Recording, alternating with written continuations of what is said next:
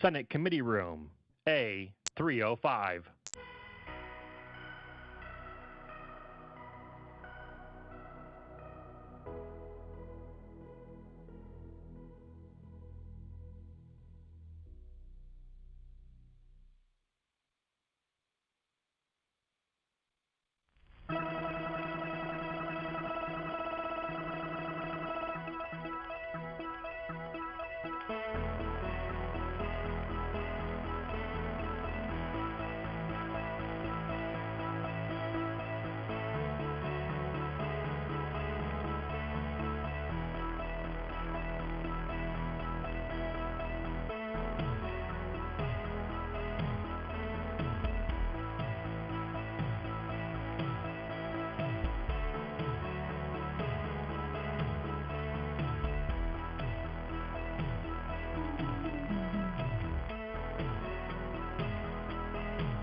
Did you know that you can watch the Senate live on YouTube? Visit the channel by browsing to youtube.com/@Senate of Virginia. That's youtube.com/@Senate of Virginia.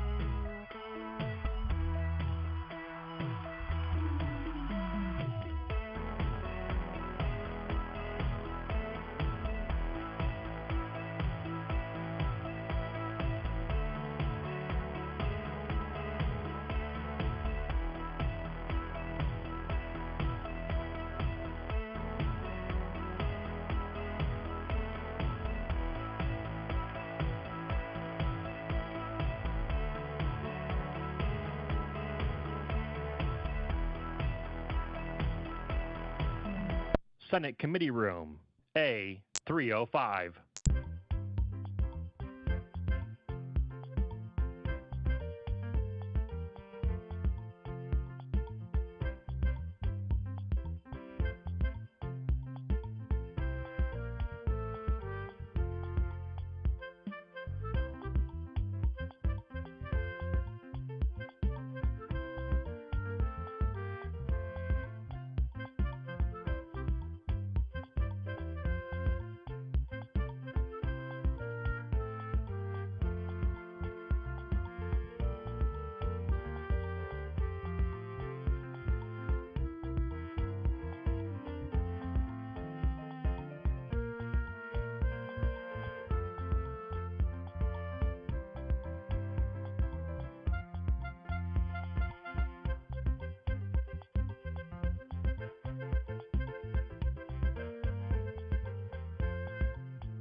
This is the Senate of Virginia, Richmond, Virginia.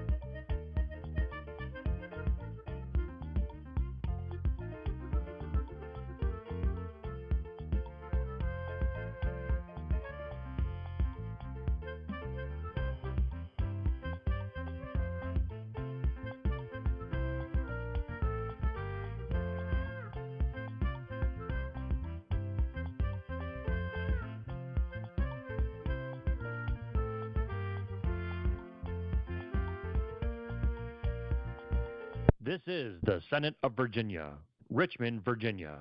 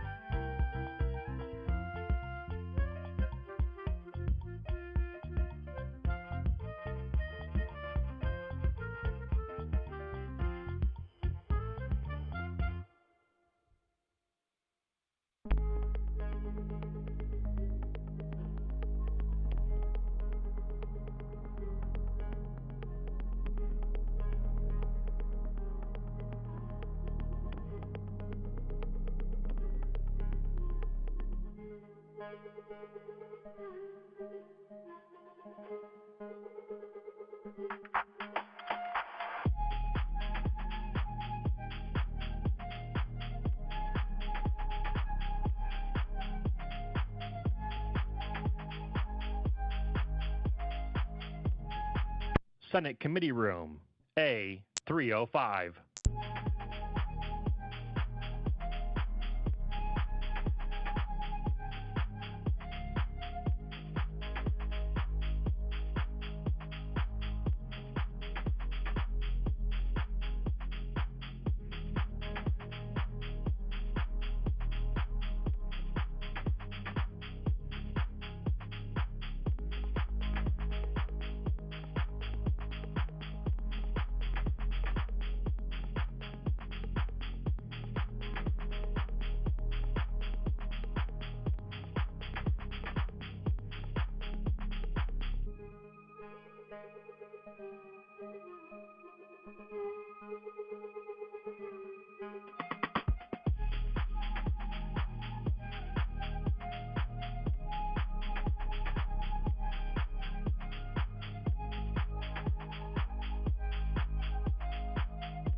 Did you know that you can watch the Senate live on YouTube?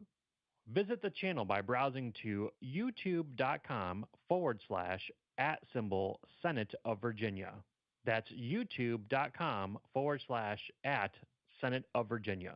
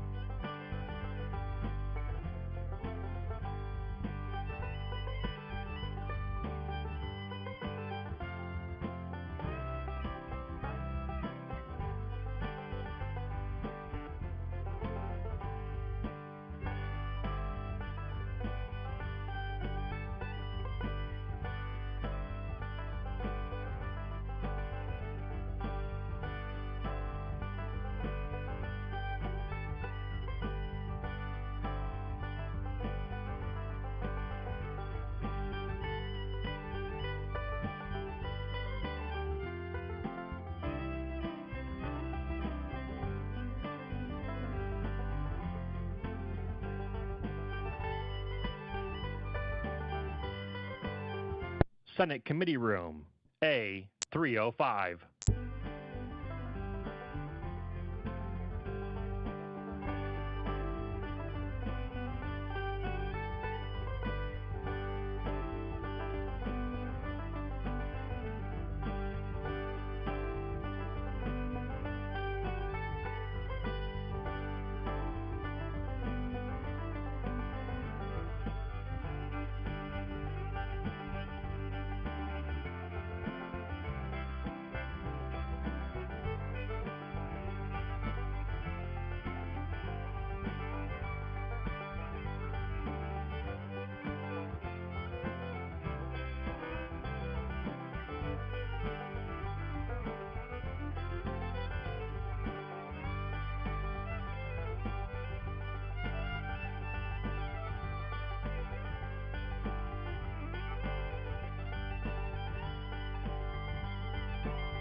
This is the Senate of Virginia, Richmond, Virginia.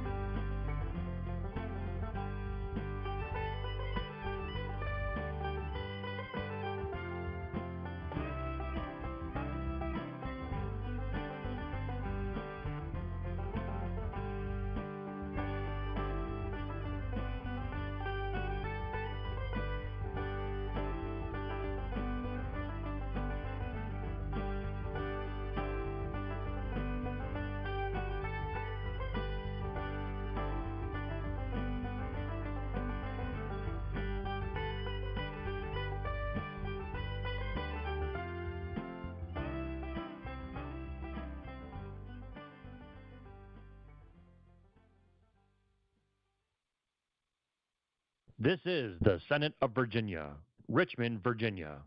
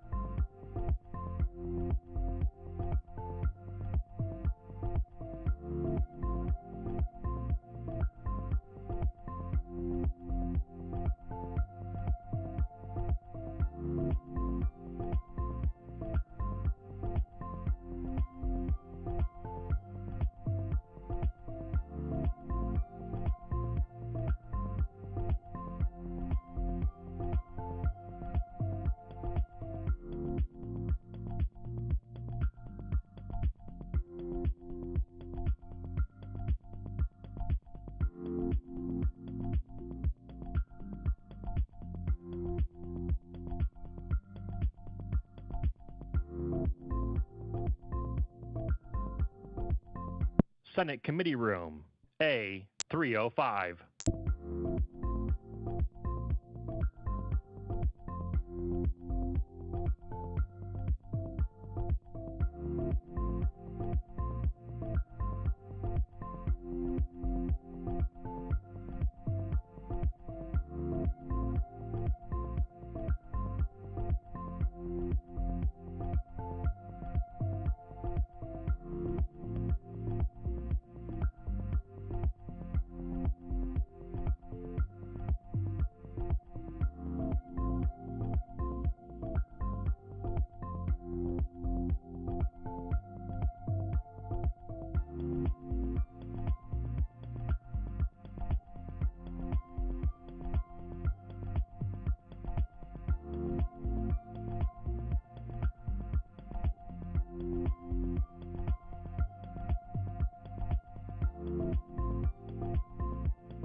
Did you know that you can watch the Senate live on YouTube?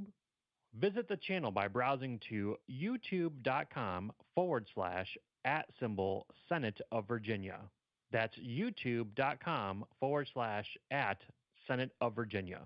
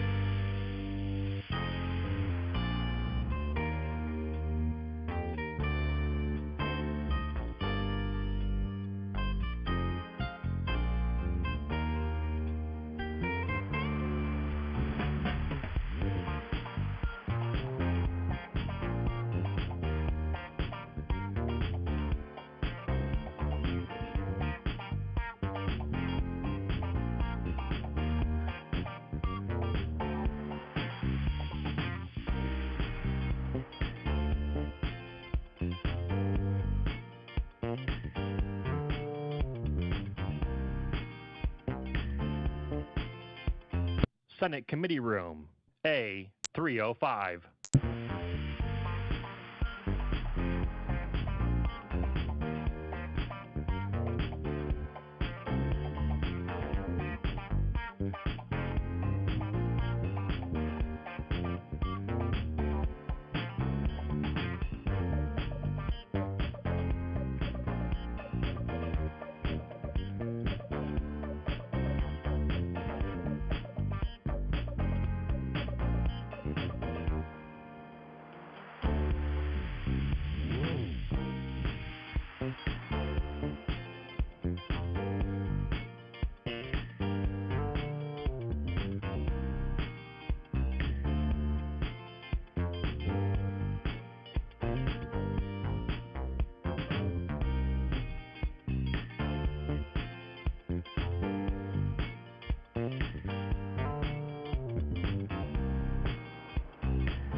This is the Senate of Virginia, Richmond, Virginia.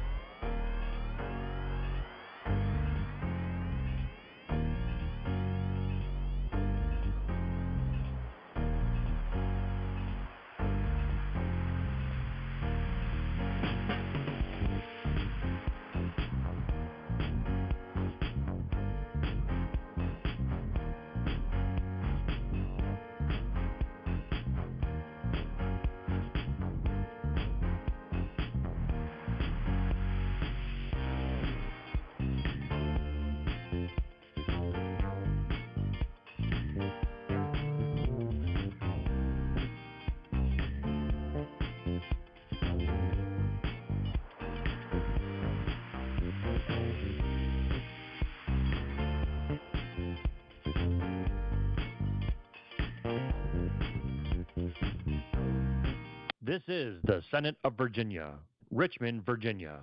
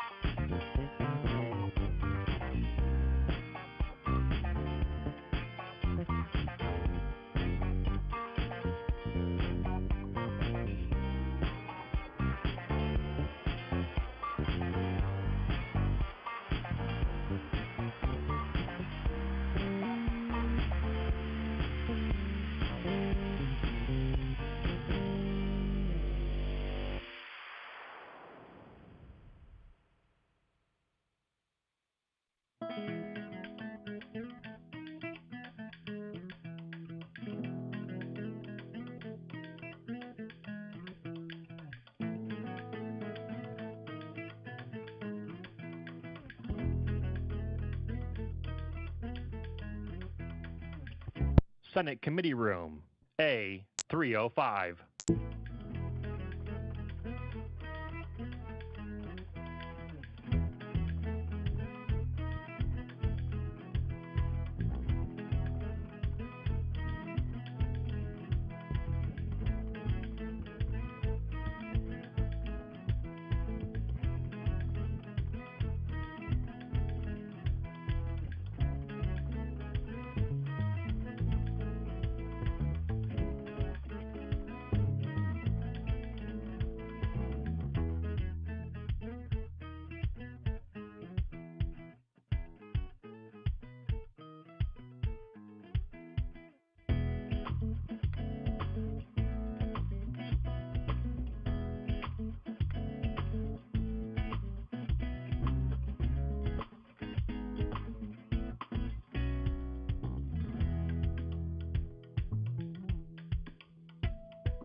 Did you know that you can watch the Senate live on YouTube? Visit the channel by browsing to youtube.com/@Senate of Virginia. That's youtube.com/@Senate of Virginia.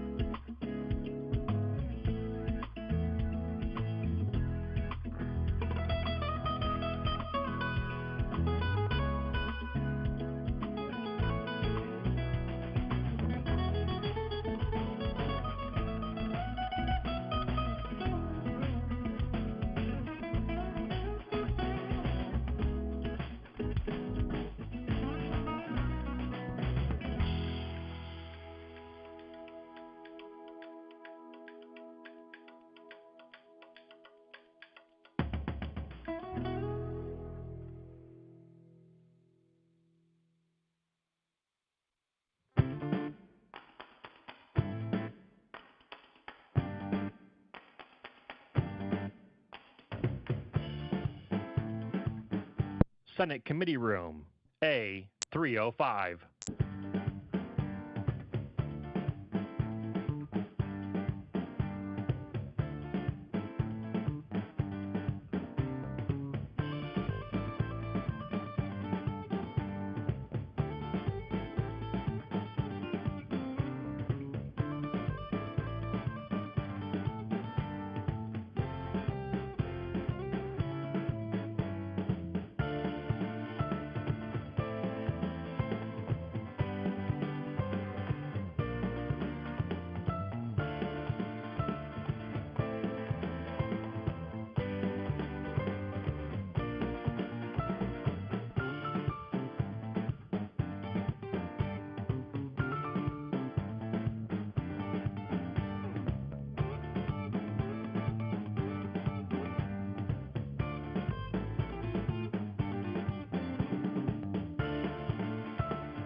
This is the Senate of Virginia, Richmond, Virginia.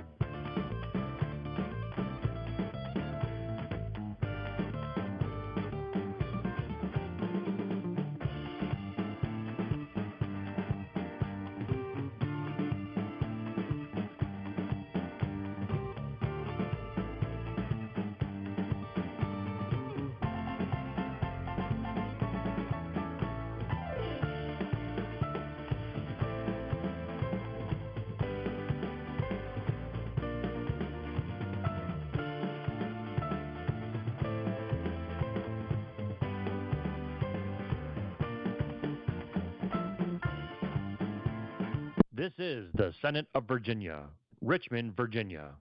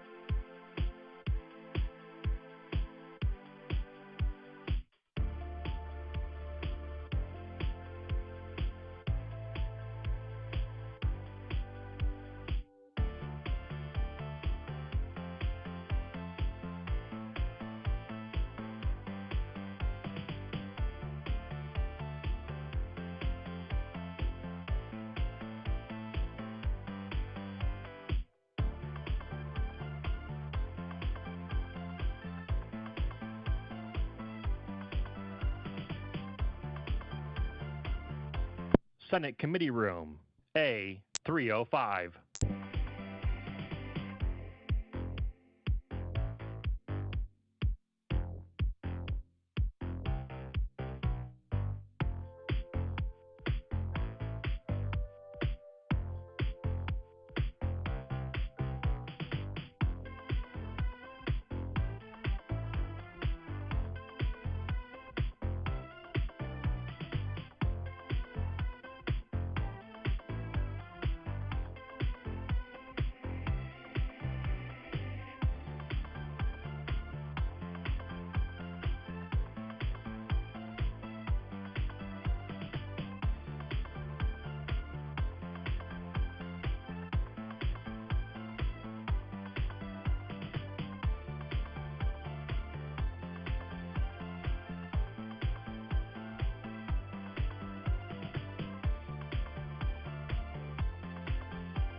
Did you know that you can watch the Senate live on YouTube?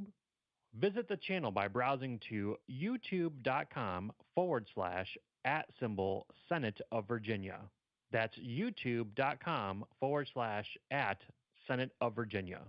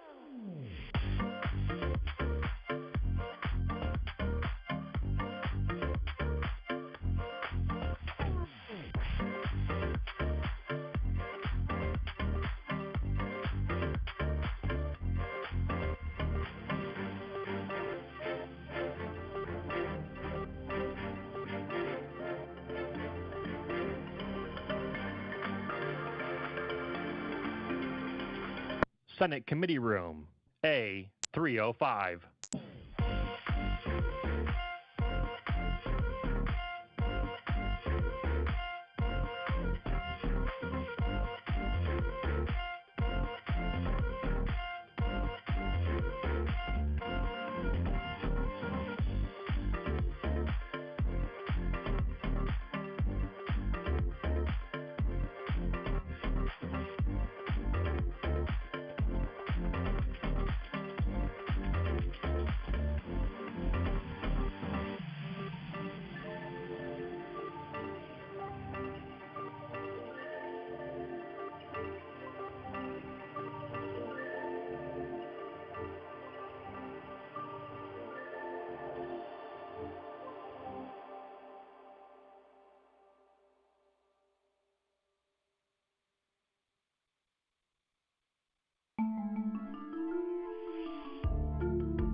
This is the Senate of Virginia, Richmond, Virginia.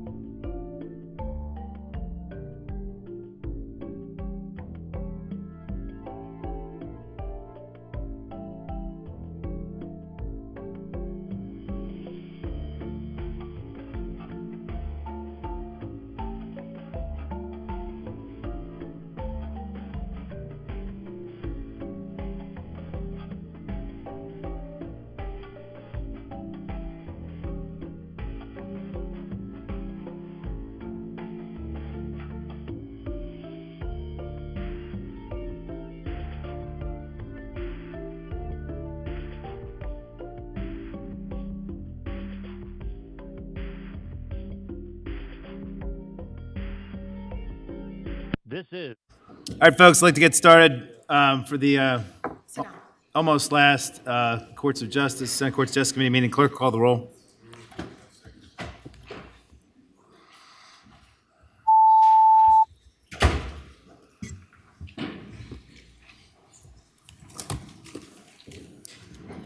Mr. Chair, you have a quorum. Thank you, MJ. All right, folks, we have 3 cognates and one other administrative thing I want to take up the docket that'll get us down to 27 bills really quick. First of all, House Bill 1864 by Delegate Hernandez. That bill will go by for the day. Number two, I have 1872 by Hernandez. That is identical to Senate Bill 815 by Senator Rouse. Deeds moves, aired seconds that we report the bill. Clerk will open the roll.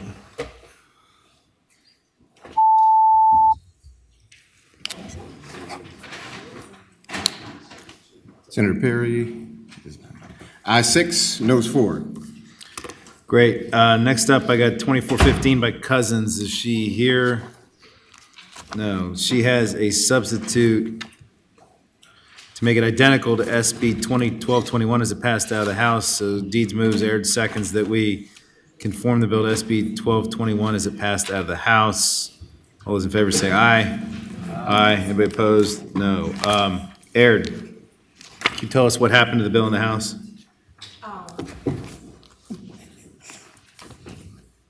Good morning, 2421. Mr. Chair. In the House, what we did was simply clarify the requirements around where the tenant's rights must be posted. It's a small technical amendment and doesn't change the substance of the bill. Okay. Let me know if you have questions. Okay, that's your explanation. This has to do with bonds and public housing authorities. So you just changed the notice provisions? Yes, and Mr. Chair, ultimately, there was a section of the bill that required public housing authorities to post information regarding rent recalculations within the public housing authority in 5 locations.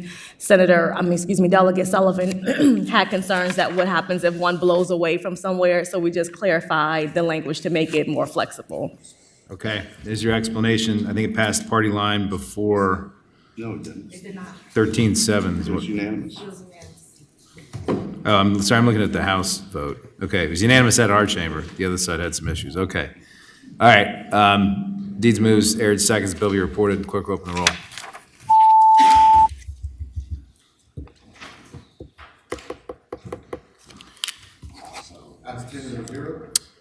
Okay, next up, we have 2565 by Leftwich, who I've talked to and is not here. That bill is similar to my bill, SB 1010, or it attempts to go after the same problem, but a different way. I've talked to the patron. He's okay conforming. He's going to think about whether he wants conference or not. So deeds moves, aired seconds. We conform the bill to SB 1010. All those in favor say aye. Aye. Anybody opposed? No. Okay, now the bill's before us, identical to what passed us, I think, 15-0 in the Senate, 40-0. Deeds moves and aired seconds. The bill be reported. Clerk will open the roll.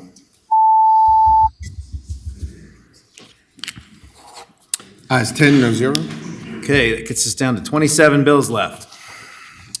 All right, first up on my sign-up list, I have Majority Leader Herring. Is she here? She go out to, oh, there she is. And our favorite topic, license plate readers. Majority Leader Herring has a substitute. Deeds moves, Boyce goes seconds the sub, so we can have it before us. All those in favor say aye. Aye. Any opposed? No. Leader Herring, why don't you describe to us the changes that you've made? Thank you, Mr. Chair and Committee. I just wanted to give some background. After the hearing Monday, I was approached by advocates from the Virginia Coalition for Immigrant Rights who understand about the protections that were contained in the first substitute that was put before you last week. They were concerned about the retention time and the fact that there would be permitting on right-of-ways. They realized, however, there are protections in the bill that we do not have in the law today. We worked in good faith together to come up with a second substitute. I have been disheartened and troubled by others who have attacked these individuals in the interest of for protecting the interests of their community. Indeed, in an email to some of you, they have been described as sitting on the periphery of another coalition. These individuals aren't on the periphery. They stand dead center of this issue. They potentially stand to be the most impacted by the existence of LPRs, the data sharing that can happen, our continued willingness as lawmakers to walk away or kill the bill or kick the can down the road. We cannot fool ourselves, Mr. Chair. There are LPRs sitting on land abutting our highways today. This bill limits the way data can be shared in all feasible ways, though it cannot wholly avoid federal warrants and subpoenas. The agreement that was reached does reduce the data from 30 to 21 days data retention made by law, but however, Mr. Chair, I understand the law enforcement does not like that change because it does reduce the effectiveness of LPRs.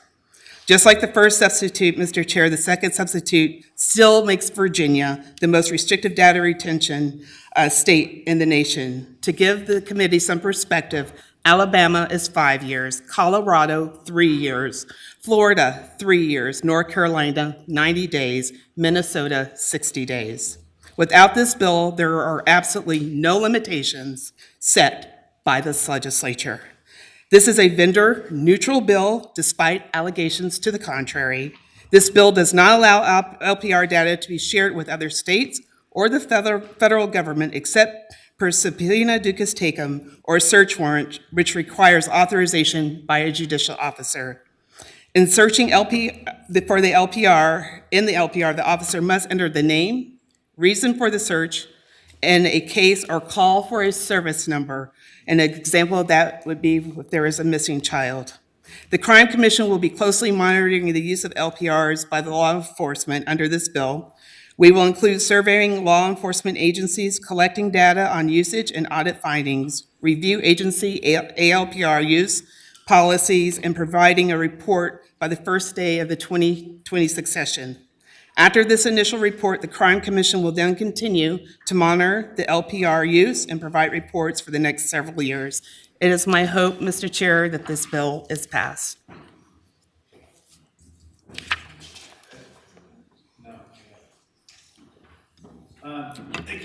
Sorry, thank you, Leader Herring. A couple questions for you. Number one, can you just confirm that if a locality wants to set a lower threshold, like 7 days, like we heard from Charlottesville, this bill would allow them to set a threshold of 48 hours, 7 days, 10 days, 2 weeks, whatever, anything less than 21, the way it's currently, the sub is written? That is correct, Mr. Chair. Okay. And aside from that, you went from 30 days down to 21 in the sub, and let's see, you added a public awareness campaign, and you added a Crime Commission survey and report back on November 1 of 2026? That is correct, Mr. Chair. Okay. And you also, it looks like you have a 5-year, let's see, you have a 5-year report by the Crime Commission as well, after we got some data back, right? That is correct, Mr. Chair. Okay. I think Senator Vola had something she wanted to talk about, maybe make an amendment. Senator Vola, turn your mic. Thank you, Mr. Chairman. First off, I just want to thank the patron for an enormous amount of work, and you have gone around to many, many stakeholders, and you're trying to give us the best possible bill, and I just want to acknowledge that, and thank you for your efforts. And I do want to thank all the stakeholders who have been part of this conversation. So I don't make this motion lightly, because I know that it's just one other thing that needs to be considered, but I would like consideration of an amendment that's intended to be friendly. So if we could just take the expansion portion of the bill and put it into a reenactment, so it just comes back to the General Assembly in 2026, the reenactment language in effect gives some kind of endorsement of what you've already laid out. The regulatory part would take effect right away. It would just be the expansion that would come back. So, Senator, I think you just said reenactment. I think you mean delay. I'm sorry. I think you mean Well, no, I'm sunset. making two different. I'm expecting that the reenactment clause may not be as well received as my second requested amendment. So, Mr. Chair, and to the Senator's suggestion, my concern is with a reenactment, we will not have any protections. And so what is feared by many members of this committee, we have nothing. We're kicking the can down the road. Like I said, we will be back here having the same discussion. So that is my concern, Mr. Chair. But delayed enactment, I'm sorry, a Sunset. 3-year sunset or something would be. I would agree to that. I think Inquiry, that's a good Mr. Chair. Okay, so Favola moves, Aird seconds, that we put I don't second, sorry, I'm not seconding. I have an inquiry. Sorry? I have an inquiry. Oh, I'm sorry. Mr. Chair, I'm trying to determine if Senator Favola's motion is a reenactment on the bill in its entirety or a reenactment on the expansion portion of the bill. It's specifically. I think it's on the Just expansion, on which the is, expansion. which I think is section lines 203 to 213, I believe. Okay, Is for that I right? do second. Hold on, is that right, Joanne? Okay, so it would be a reenactment on lines 203 to 213 after 3 years, so that'd be July 1 of 2028. Okay, it's been moved and seconded by multiple people by Favola. Any further commentary about that? Pete, you want to say something about that or something else? Something else. Okay, all those in favor say aye. Aye. Anybody opposed? Okay, so now we have a 3-year sunset on the expansion, but the rest of it would go. No, we do not. Reenactment is what we moved and seconded. A reenactment? No, Reenactment on the expansion piece. That's what the motion. That's what we just voted for. I didn't vote for that. Okay, so I don't think I framed it that way either.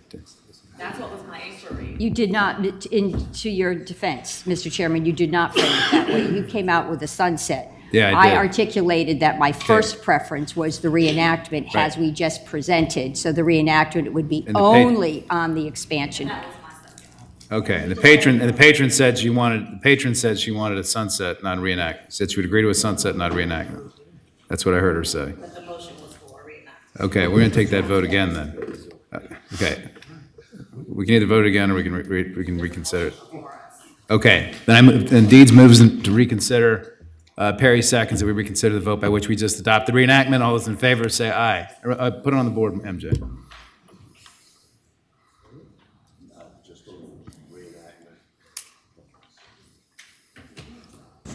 Parliamentary inquiry. I'm not clear on what we're voting on. Reconsidering the amendment you all just made, because I don't think we were clear what we were doing. We're still not clear. That's why we're doing it again. What are we voting on? We're reconsidering the amendment we just made, which we always reconsider things in this body. It's tradition around here. All right, whatever. Ayes 10, noes 3. Okay, now, what is your motion, Favola? Mr. Chairman, my motion is that we have a reenactment clause on the expansion portion of this bill. Second. And that comes back in 2026. On that, then that's on 204 through 213. Okay, MJ, put that on the board, please.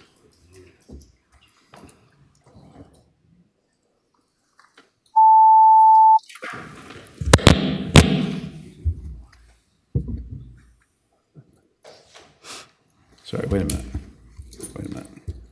Hold on a second. Deeds is abstain. Perry is no. Sorry, no. You good? Ayes 10, noes 2, abstentions 2. Okay, so you just bought yourself a conference, delegate. So anything else you'd like? Any no. other questions for the patron? Question for the Pete, patron. go ahead. Thank you, Mr. Chairman. That was just the reenactment. Okay.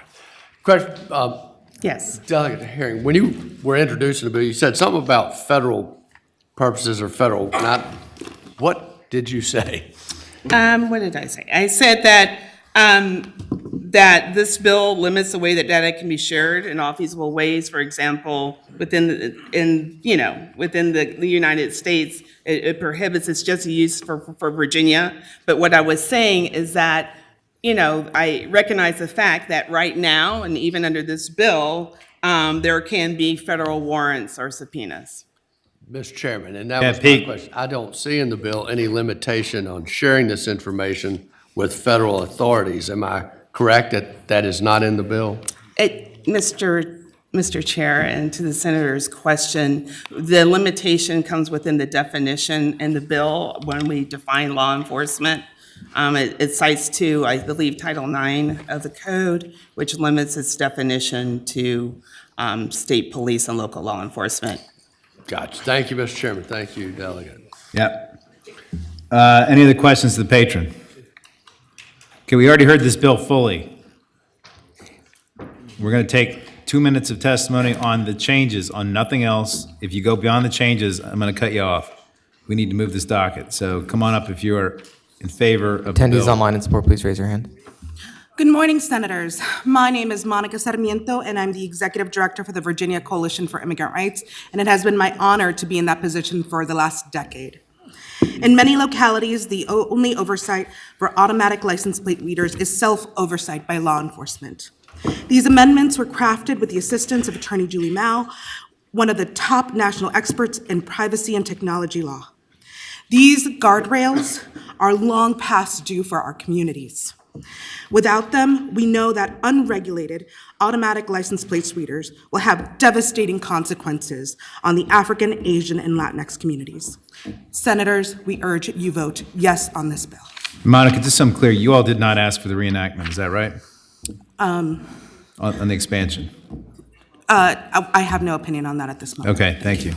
Next up, 3 in favor online. Go ahead. Make sure you turn your camera off, identify who you're with, and go ahead. Alistair Whitney, you may now speak. Morning, Mr. Chair, and thank you for the opportunity to testify today. My name is Alistair Whitney, and I'm an attorney for the Institute for Justice, an Arlington-based nonprofit civil liberties law firm. We do continue to oppose HB 2724, and we urge the committee to oppose it even as amended. There absolutely needs to be a warrant requirement before any officer. Hey, we're taking testimony in favor right now. You need to desist until we get to the opposition. We're asking for people in favor. Can you get 30 seconds back, please? Solomon Ayulu, you may now speak. Good morning, everyone. Thank you for being here today. I want to take a moment to discuss an important piece of legislation, the House Bill 2724, and why it's a necessary step forward in protecting both public safety and civil liberties in Virginia. Right now, Virginia has no laws regulating how law enforcement agencies use ALPR. These powerful tools can track movement of vehicles in real time and store vast amounts of data, but without any restrictions. I did that. Law enforcement can retain this data indefinitely, search it at will, and even share it with agencies across the country, including the federal government, without oversight. That means data collected in Virginia could be used for purposes far beyond public safety, including immigration enforcement or tracking of individuals seeking reproductive health care. HB 2724 changes that. It does it by doing 3 things. It limits how long data can be kept to 21 days. Second, it limits the data sharing. Today, Virginia law enforcement can freely share ALPR data with other states or the federal government, including agencies like ICE or the FBI, with no oversight. And third, it increases transparency and accountability. Under this bill, officers will have to log their name, their reasons for their search, and an official case number before accessing ALPR data. Departments will also be required to audit their system every 30 days to make sure searches are for legitimate law enforcement purposes. Now, I want to be clear, the bill does not prevent all potential misuse of ALPR, but it does set critical limits where none exists today, and ensures that data isn't used to criminalize abortion and immigration status unless tied to a state or local crime. And it blocks Virginia law enforcement from receiving automated immigration-related alerts from the FBI ALPR hot list. At its core, HB 2724 is about balance, giving law enforcement the tools they need to protect public safety while ensuring Virginians are not subject to unchecked. Did you wrap up? And who are you with again? I'm with African Communities Together. Thank you. Okay, last one. Hassan Ahmad, you may now speak. Good morning. Thank you. My name is Hassan Ahmed. I'm an immigration attorney and advocate based in Loudoun County. Former candidate for House of Delegates District 87 and a former member of the Virginia Office of New Americans Advisory Board and the Asian Advisory Board, and I also served on Governor McCullough's. Time's expired. I just need to state who you're with and that you support the bill. And I support the bill. I want to talk a little bit about. We don't have time for you to talk. We limited it to 2 and 2. The prior speakers took up all the time. I'll be done in like. I don't care. We have to move it along. I've already said what the rules are at the beginning. And we also have a policy that people online are not preferenced. If you want to be able to speak, you got to be here in person. Okay, I'm sorry about that. Next speaker. That's it. Okay, we need to switch to opponents, reset the clock at 2. Attendees online opposed, please raise your hand. Anybody opposed in person? Doesn't look like it. Anybody online? There was that one person. There. Okay, come on up. If you're opposed, come on up. Hurry up. We changed 1 week to the next. I know. Good morning, Mr. Chairman and members of the committee. I'm John Jones, representing the Virginia Sheriff's Association. We've worked closely with the patron, with the advocates, and we were supporting the 30 days, but we can no longer support the bill because the retention time has been reduced to 21 days, and that lessens the effectiveness of the program. Mr. Chair. Question, before he leaves. Okay, pause the timer, please. Peak. Yeah. A question to the witness. Is the only objection the sheriffs have the 30 days to 21 days? Yes, sir. 21 days is our issue with it. Okay, next up. You done, Peak? Yeah. Okay, go ahead. Chiefs of Police, go ahead. Dana Schraub with the police chiefs. We oppose the bill now for the same reasons that the sheriff has mentioned, but we're also very much concerned about any kind of delayed enactment on the right-of-way access. Okay, well, the bill as written doesn't have a delayed enactment, it has a reenactment, which means it doesn't exist. Well, The other idea was for a 3-year sunset, which means it exists for 3 years, and then we have to vote again after we look at data. But yeah. So we're no longer in favor of the bill. Got it. Okay, other opponents? Anybody else? Nobody in person? Online? Go ahead. You got 1 minute. Alistair Whitney, you may now speak. Julie, you'll be next. Apologies for as I stated earlier, we continue to oppose this bill. Thank you very much. Julie, you may now speak. Hi, Julie O'Brien with Marijuana Justice. We oppose this bill and the expansion of ALPRs onto 60,000 miles of highway. Thank you very much. That's it? Okay. Okay, bills before us. Any other questions or comments for the leader? Sorry? Oh, Favola. No, Mr. Chairman, I move that we report the bill as amended. Okay, it's been moved and seconded. We refer the bill to finance. I just want to say really quick, we have a commission process in this body, and this bill has been pending for 14 months now. We've had multiple commission hearings, and most of the people who've had problems with it have not bothered to show up at the commission to speak out. I attended a commission meeting a day before session. We had an opportunity for public comment. There wasn't a single piece of comment. We had commission meetings on this, I believe, in December, maybe October, opportunities for public feedback and public comment, and people didn't come and make their views known. If we're going to have a commission process, the commission process needs to be honored, and we can't have people coming and torpedoing bills during session when we have an entire year to work on it in commission, or else I'm not sure what the point is of having commissions anymore. So I just want to say that to the people who have chosen not to participate in the commission process, but instead have decided to come here and try to make an issue of the bill here. Because I'm starting to wonder why we even have commissions anymore. It's happened multiple times this session on multiple bills. With that, the clerk will open the roll.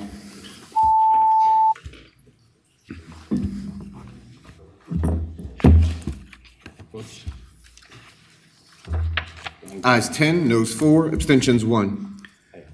Thank you, Leader Herring. Thank you, Mr. Chair and members. You need to be prepared to be at finance this evening. It'll be sometime after Commerce and Labor is over. Thank you so much. And Ayes 11. Sorry, MJ. 4, abstentions 0. Thank you. Okay, next up, I got House Bill 2441, I've been told has an identical Senate cognate, so I want to call that up real quick. That is, let's see, Quinn. It has a cognate, Senate Bill 1368 by Pillion, which went through Ed and Health, passed the Senate unanimously. Do we need to conform or anything? No, they're identical, so if we do the amendment that the work group suggested, it will not be identical. I'm sorry, what? If we do the amendment that the work group suggested, it will no longer be identical. Okay, is the amendment in the packet? Yes. Okay, so there's an amendment in the packet for 2441.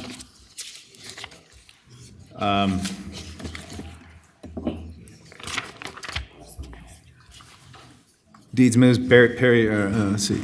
Deeds moves, and Bagby seconds the amendment. All those in favor of the amendment that the work group suggested that make it identical, say aye. Aye. No, it will not be identical if we adopt the amendment. They are identical currently with their introduced form. Is O'Quinn here? Oh, there he is. Are you okay with the amendment? Well, Mr. Chairman, I hadn't seen it until just now, but I mean, you're welcome to amend my bill if you like, but the Senate bill is going to be passing today on the House floor.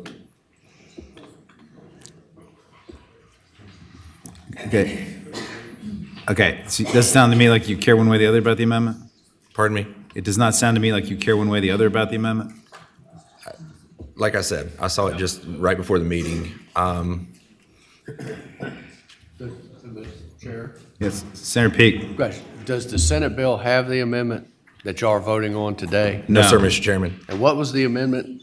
It's right here in your packet, 2441. Who's offering, Mr. Chair, who's offering the amendment? The work group, our work group suggested it. Benjamin, you want to explain it? Doesn't look like he wants to suggest it. I can do it if you want. Mr. Chair. Sabrina, you got it? Yeah. So the amendment would be on line 31 after duties, inserting, provided that such campus security personnel are qualified in accordance with the provisions of 9.1139 to be employed as armed security officer and are not otherwise prohibited from carrying a firearm. Mr. Chairman, the important part was the otherwise prohibited by law from carrying a firearm. The committee is always careful to ensure that whenever a transfer is permitted, it's not a transfer to someone who would otherwise be prohibited from possessing a firearm. Okay. Sorry, so my mistake, Quinn, I probably should let you explain what the bill does short of that. So why don't you explain it really quick? Sure, Mr. Chairman. So this is a clarifying bill. You passed the underlying policy last year to allow the Southwest Virginia Higher Education Center to establish an on-campus security department. This was language that was recommended by the Attorney General's office to clarify that they could actually, in fact, be armed. Like I said, Mr. Chairman, I don't necessarily have an opinion one way or the other on the amendment. It's not going to be on the Senate bill, and that's going to pass and get to the governor's desk first.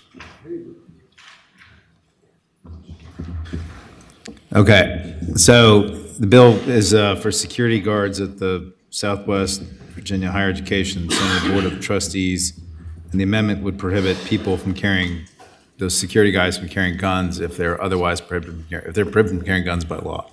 They have to be people that are legally allowed to carry guns. That's the point of the amendment. Okay. Okay. So, Deeds moves, Bagby seconds the amendment. All those in favor of the amendment say aye. Aye. Is there anybody opposed? Doesn't look like. Oh, one opposed. Mark down Stewart is opposed, MJ. Okay, bill is amended, is otherwise identical. It was heard in Senate. Heard in the Senate. Okay, 2 noes. 3, 4. Okay, is there a motion on the bill? Move to report. It's been moved and seconded. Bill be reported. Clerk will open the roll.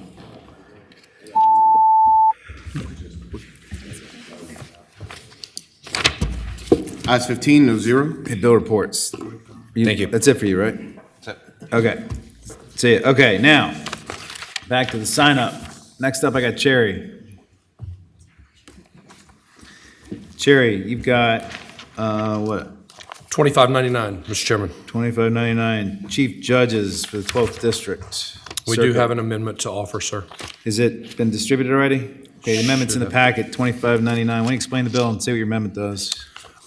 Simply what the bill does is allows the Chief Justice of the 12th Judicial Circuit to assign cases that would normally be heard in Chesterfield to be heard in Colonial Heights instead. The reason for this is flexibility. There's a bill moving through both chambers that would add a JNDR and District Court judge to the 12th Circuit. There's not physical plant room necessarily in Chesterfield for that. It just gives flexibility, completely permissive. The amendment simply adds an MOU that will be negotiated between the two venues to make sure that everybody's happy with how it's going to be functionally done.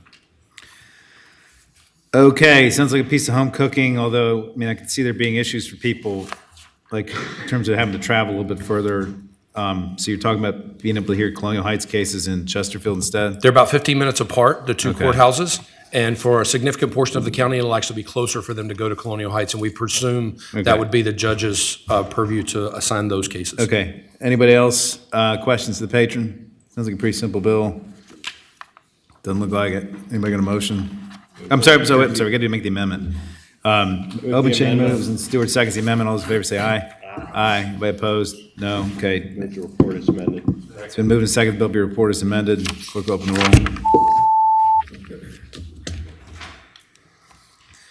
Ayes 15, no zero. Bill reports. That's it for you, right? Yes, sir. Okay, next up I got Walker. Walker, what do you got? 2177, unmanned aircraft systems. Back, more drone bills.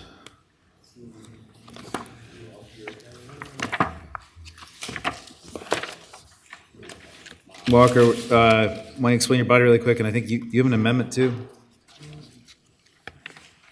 Morning, sir. Okay, why don't you explain your bill? And I think you have an amendment as well, is that right? I may have two amendments here. I was just presented one by Senator McDougal here when I walked in, but there are amendments to the bill, if you have those amendments before you. Okay, why don't you explain your bill first? All right, you have Senator McDougal's as well? Okay, great. Okay, why don't you explain your bill first? Yes, sir. So HB 2177 comes at the request of the city of Lynchburg. This legislation is straightforward effort to improve efficiency and use and resources within our law enforcement agency.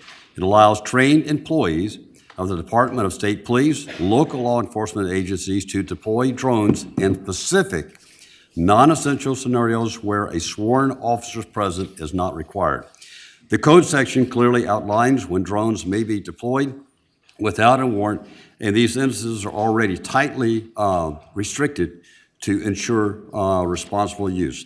This includes surveying of accidents, scenes, limited to arrest warrant planning, and during immediate pursuit. This bill does not expand the scope of what a drone does. Currently, these tasks must be handled by sworn officers, taking them away from their primary high-priority duties. By enabling the department employees to take on these roles, this bill allows officers to focus on high-priority responsibilities, while department employees handle these pre-defined and non-essential assessments with faster response. Delegate, so just so I'm clear, what your bill does is it allows an employee other than a sworn law enforcement officer to operate a drone in connection with things we've already authorized, right? Yes, sir, employed by law enforcement, correct. Okay. And you have two amendments you proposed, and so does McDougal. McDougal had one that I think he was going to have somebody offer. Can you explain what your amendments are? The First Amendment on line 30, strike the employee of the Department of State Police. Line 31, the substitute would be local. So you just wanted to, it looks like you want to strike local as well. It looks to me like you just wanted to say that it has to be an employee.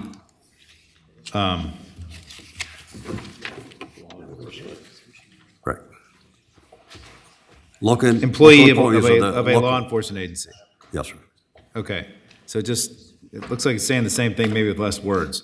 All those in favor say aye, or Obenshain moves and Stewart seconds. All those in favor say aye. Aye. Anybody opposed? No. Okay, now, what is McDougal's amendment? Does somebody have that? I don't have it. He explained he was trying to expand it. He explained it to me, yeah. Just got it. Oh, this one? It's in the packet, yeah, okay, 2177. Yeah, Obenshain explained this to me also. I didn't. Mr. Chair. Yeah, it peaked. He wants to allow federal people to use it as well, over jails, prisons, and any federal property. He just wants to expand it so that we can protect all state or federal property. He told me it was over military bases. Yeah, federal, state government, and critical infrastructure, which would be military, or jails, or prisons. I think that's correct. Sabrina or Joanne, can one of you guys explain it? Mr. Chair, on line 34, after person, it adds subdivision 10, Got this? which permits a law enforcement officer investigating unmanned aircraft systems surrounding or over property of the federal or state government, public critical infrastructure as defined in 44-146.28:2, or non-government operated prison or jail facilities. On line 45, after island, it adds, no weaponized unmanned aircraft system shall be construed to include such systems designed and used for the purpose of disabling other unmanned aircraft systems. Yeah, but Joanne, Ms. Fry, can you explain? I'm not trying to understand how this is not overlapping or whatever with what we did with I think it was Senator Jordan's bill or Senator Locke's bill, and I think there was another bill too. I think it does. It's in addition to those. It would flow with them. But I could have I sworn don't we think it already would passed conflict. bills having to do with military bases, and we had some utility plants, and I can't remember whether we left the utility plants in or out. I remember we took the utility plants, we took the utilities out, Yes. We right? took them out. But we already included military bases in 2 different bills this year, and I'm trying to understand how this is different or the same or what. Can't answer that. Okay. One difference, Mr. Chairman, is it puts utilities back in. Are they defined as public Critical, infrastructure? critical infrastructure. Oh, sorry, those bills had to do with banning private individuals from flying over those facilities. So, because I remember the issue was there were some environmental groups who were doing surveillance and finding environmental violations, and we had concerns about that. So we took them out. And yeah, this is just law enforcement flying over military bases and public infrastructure to do law enforcement related stuff. Like checking out. Well, Mr. Yeah, pig. He's also used it for law enforcement, crash stuff, so things that would not involve just flying a drone over the Newport News shipbuilding. It's a Right, good okay. bill, yeah. I think I understand it now. Does the committee understand the differences now? Second. Okay, we gotta take testimonies. Anybody oppose the bill? No, we haven't adopted McDougal yet. Okay, is there anybody in support of the bill? The administration's become very shy lately. Okay, it's been moved and seconded we adopt the McDougal amendment. All those in favor say aye. Aye. Anybody opposed? Okay, it's been moved and seconded the bill be reported as amended. Clerk will open the roll.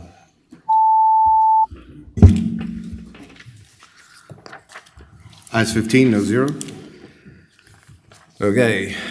Thank you very Walker, you're much, out of Chair. here. All right, next up, I've got Waxman. Let's see. Thank you, Mr. Chair. Members of- 2708. Yes, sir. You're back to pill presses again, that building on open chains work from last year? Actually, we went a little too far last year. Last year, we made it illegal for anyone to have a tablet press or capsule machine except for manufacturers. We sort of forgot about licensed pharmacies that also compound tablets and capsules. And I've recently become aware that there's a third designation called outsourcing facilities that are kind of between a pharmacy and a full-blown manufacturer that need use of these materials to perform their licensed work. You understand that accusing Senator Obenshain of using too much government power on private business could engender a primary challenge to him, right? I guess so, yes, sir. All right, so you're basically trying to dial back what Obenshain did last year a little bit. Yeah, just give those licensed pharmacies and those outsourcing facilities, we don't want to get them caught up with the felony for basically Okay, performing. got it. the work. Obenshain. I think I'm in good company in terms of admitting that I went too far with prior year's legislation, right, Mr. Chair? Yeah, we've done that said that a couple times this session, that's right. So, it seems to be a habit of courts chairs and former courts chairs. Okay, anybody oppose the bill? Doesn't look like it. Okay. It's been moved and seconded the bill be reported. Clerk will open the roll.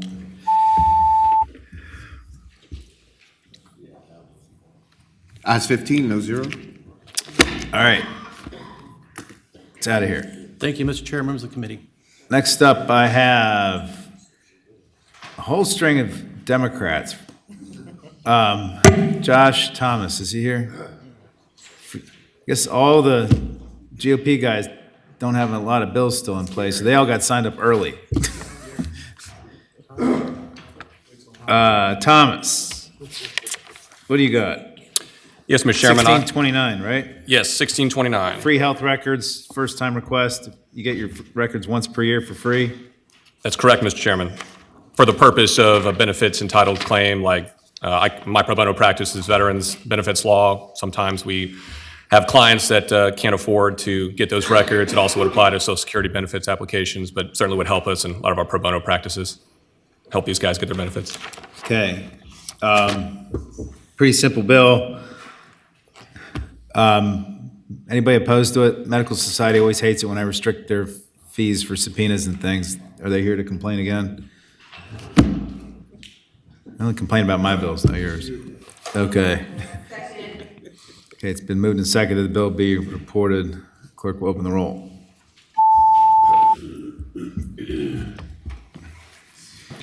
Ayes 15, no zero. Thank you, Mr. Chairman, members of the committee. Bill reports. Simon, another fun bill up. Two fun bills, Mr. Chairman. Oh, two fun bills. Why don't we do the easy one first? 1889. Yeah, so Mr. Chairman, speaking of things we didn't get quite right last year, we did a bill to change our e-notary statute. Last year, as a result of our changes, we had some circuit court clerks that thought they could not record documents that were recorded using e-notaries in other states. So what this bill does is it makes it really clear that an e-notary that's done under the laws of another state is still valid and can be recorded in Virginia. It will be the pleasure of the body to pass the bill. Okay, any questions for Senator Simon? I'm sorry, Doug and Simon. Sorry, I demoted you. Is there anybody opposed to the bill? Doesn't look like it. Is there a motion? It's been moved and seconded to report the bill. Clerk will open the roll.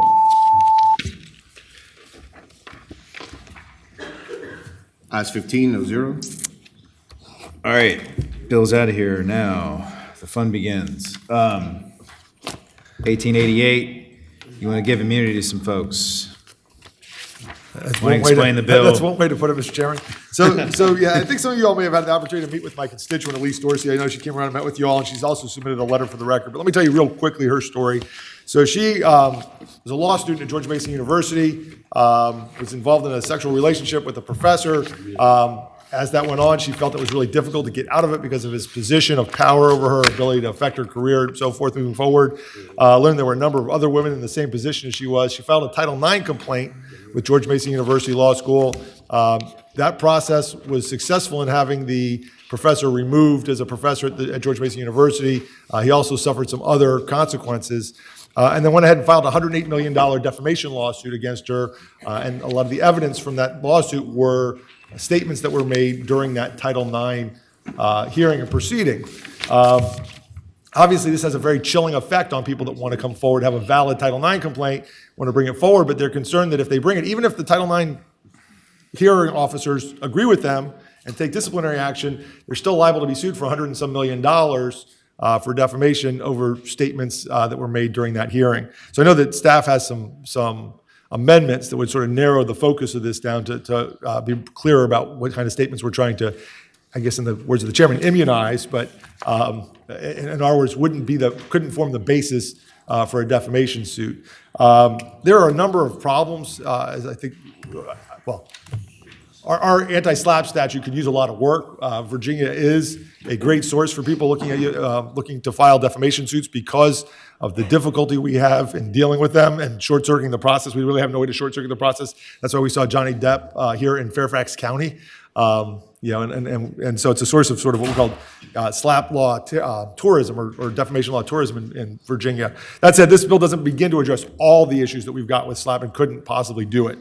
But this is a fairly narrow change which takes our existing law, which already immunizes or says you can't bring a suit based on statements made at a public hearing, at a board, commission, agency, or authority, or giving testimony, and adds that testimony that you would give during an official proceeding. And again, there are some line amendments I think that your work group has proposed, and I've seen them. I'm happy with those. I consider those friendly amendments that improve the bill. Okay, so Doug and Simon would like to reduce our defamation tourism business. That's what we call it, by the way. So you all have some amendments in the packet that the work group opposed. Not sure it deals with my concerns, but it does narrow the bill and make it a little clearer. Does everybody have the amendments in front of them? Yes, you do. It's been moved and seconded. We adopt the amendments. The amendments basically make it clearer what an official proceeding is. And Mr. Chairman. yeah, go ahead, Perry. I just have some questions, and maybe these are questions for council. I see we're striking the phrase official proceeding I don't know that official proceeding is defined in the code. I just did a quick search and couldn't find it, but certainly it's not an extensive search. And I see we're Senator- replacing it. Yeah, according to the work group, they said it appears 29 times in the code, and informal hearing appears 8 times, with the feedback the work group gave me. Okay. My question is, what all is encompassed in formal review or hearing? What is that? Is that otherwise in the code, and what does it refer to? Benjamin, or Sabrina, who proposed this? I mean, Mr. Chair, I mean, it was proposed by the work group after doing just a quick search of what we use more often in the code, which would be, there's very few instances of official proceeding, and instead we tend to use formal review or formal hearing. So that was more just of conforming to what we tend to use most often in the code. Mr. Chairman. Senator Perry. If Sabrina, I'm sorry, if you could tell me what all that encompasses in the code or elsewhere, what's the definition of it? Mr. Chair, Senator Perry, I don't think that there is one specific definition, so we would default to the common usage. Mr. Chairman. Yeah, Perry. If I could just understand what the common usage of it is.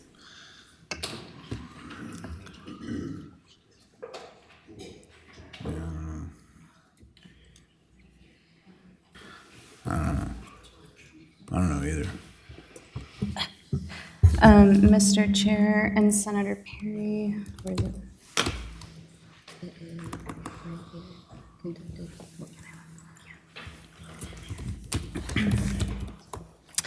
Mr. Chair, Senator Perry, in section 2.2, 4020, there is there a definition? Sorry. Here.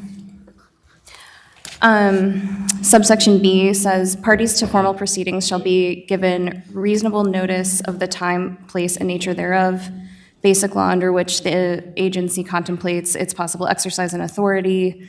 There's a couple other conditions for what a formal proceeding would be, but that is in in Title 2.2.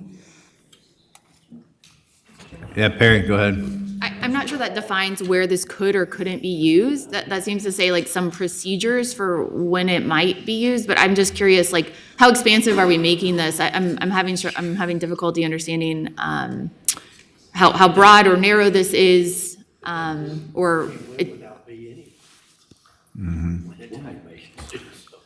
Sorry, hold on, guys. Try and talk quiet. We can't hear over you talking over there.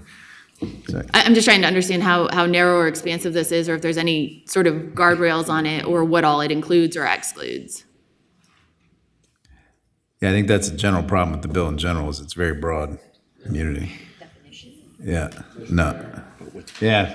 Pete, you have feedback on that? All right, so what we were talking about over here, not on the record, Mr. Chairman, but you look at B, lines 20 through 21, says you don't get immunity if the declarant knew or should have known they were false statements and made with reckless disregard, which is exactly what the law of defamation is anyway. So this bill really doesn't do anything.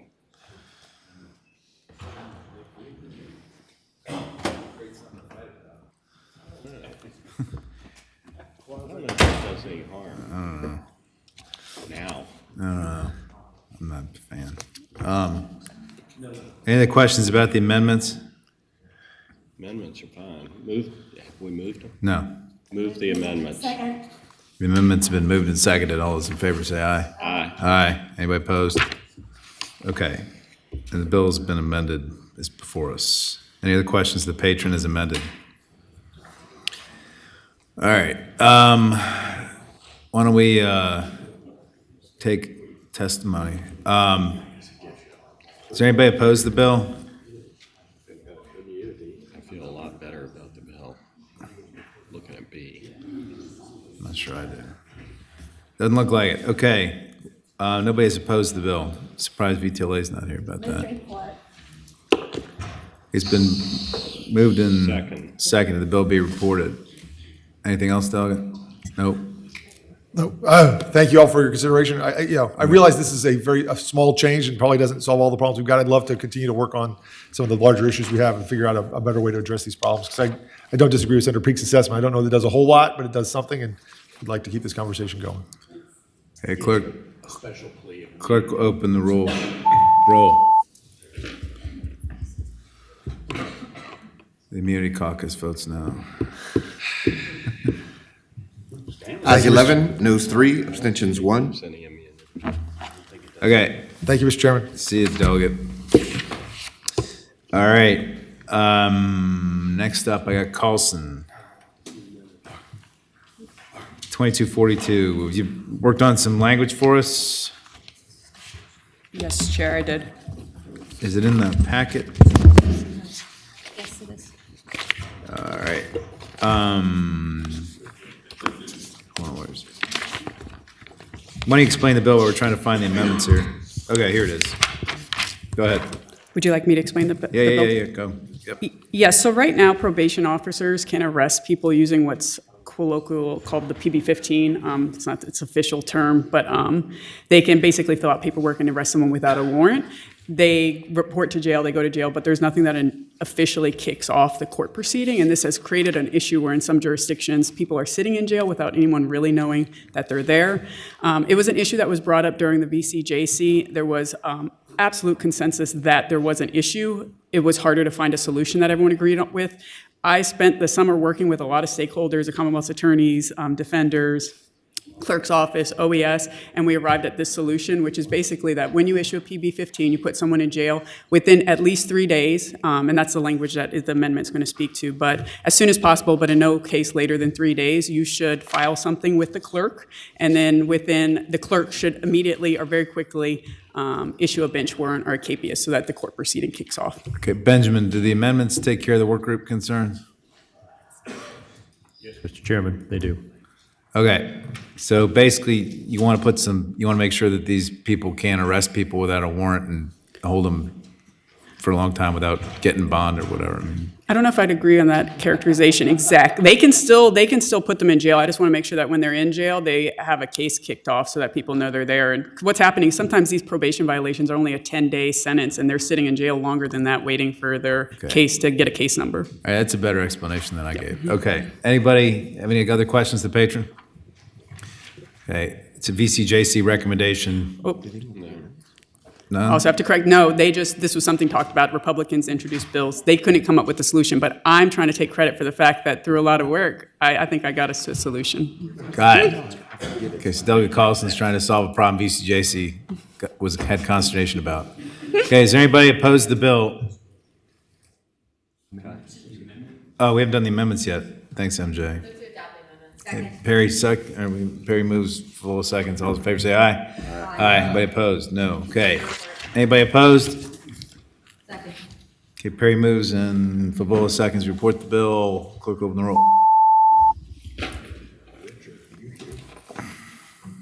Ayes 15, no 0. Bill reports. I think that's all you got, right?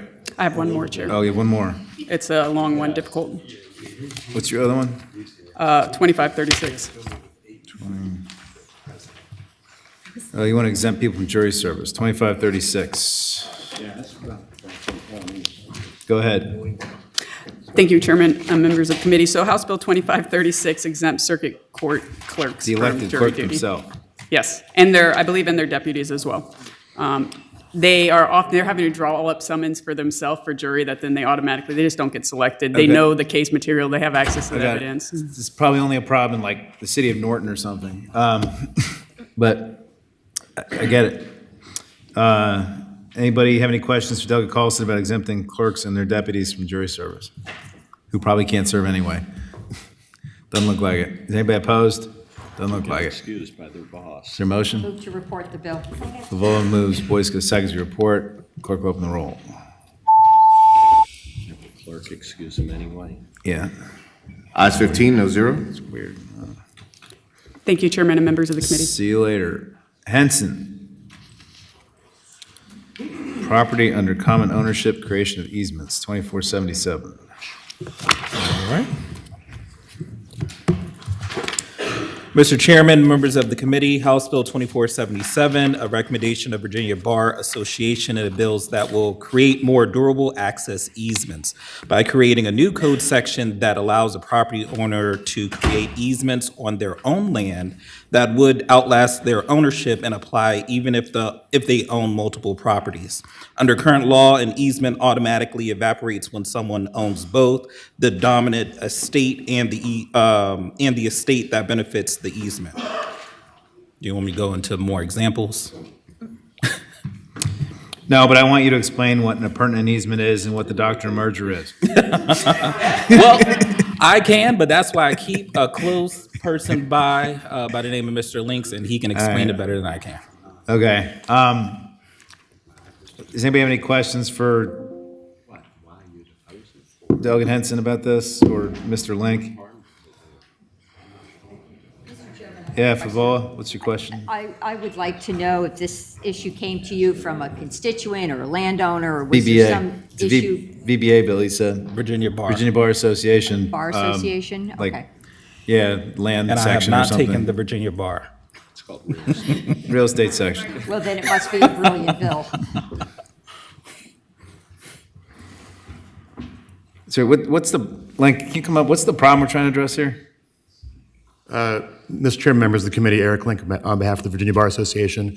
The real estate section, who is ready to testify on the bill, if the committee has any questions, has had numerous instances where the doctrine of merger hasn't been observed in local property instances, and they wanted this bill to try and affirmatively address it. I think Stuart had a question. He does some land stuff. I didn't really understand what he said. Well, then I've done my job. Mr. Chairman, my understanding of the doctrine of merger is it only applies when you end up owning both tracts. So why would you need to put this in when you have a dominant and a servient estate? It doesn't merge as long as separate owners have the dominant and the servient estate. Mr. Chairman, may I have Ben Lay from the real estate section respond to the senator's question? Is he online? He is. Ben Lay. L-E-I-G-H. I know Ben, yeah, loud. Ben. Is he on? No, he's not on. He's not on. You want to go dial him up? What about Kay Kreisman? Ken Kreisman? She can answer. Okay, Kreisman? Kay Kreisman, you may now speak.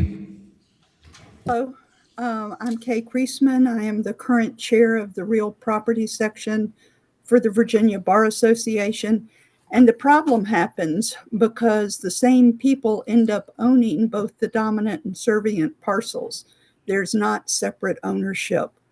Some of the issues come up, particularly for people in Ben's area in Northern Virginia, where certain land use officials are requiring people to put easements across their property to be able to build a house on the second parcel that might be landlocked.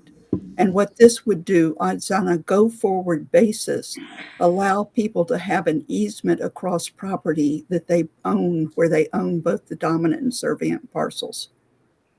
It doesn't cure merger completely, but it allows this one thing to happen. Stuart, you got another question? Again, in that situation, if a piece of property is landlocked, is that still the same owner, or is that a different owner? It's still the same owner because they're different tax map parcel numbers, and there are different meets and bounds descriptions of the two pieces of property. Mr. Chairman? Yeah, Senator Stewart. Well, in that case, it wouldn't merge if it was a different tax map parcel, because you've got to have a valid easement to that particular parcel. So I really don't understand. It does merge. Where? In Northern Virginia? Senator Stewart. Go ahead, ma'am. As far as I understand it, and I've been doing this, 45 years, there is merger when you have the same owner of both a dominant and servient parcel. That's what causes the merger, is the common ownership. And what we're trying to do is allow people that are in those positions to have an easement across land that they also own to get to another parcel that they own. Yep, Stuart. I don't understand this. It does not happen in our part of the world, and I'll give you a good example. Say you have a piece of property that you cut out in a lot, it's a couple acres in a 500-acre tract, and you have to run a 50-foot easement to that for platting purposes, generally for the locality. Then you give Dominion an easement to run an electric line in there, and the cable company an easement to run the electric line in there, and you own both the home, the 50-foot easement, and the 500 acres around it. It ain't going to merge. So I'm not sure I'm not sure what the issue is they're having in Northern Virginia, because I don't see that anywhere else. And I don't see the need for this, but maybe there's some peculiar need in Northern Virginia. I don't see what this solves, quite frankly. Well, Go ahead, ma'am. The attorneys that comprise the real property section for the Virginia Bar Association discussed this for 4 years. And with the exception of one person who's also in Northern Virginia, everyone else feels that there is a problem with merger and think that this is a valid solution to the problem that exists.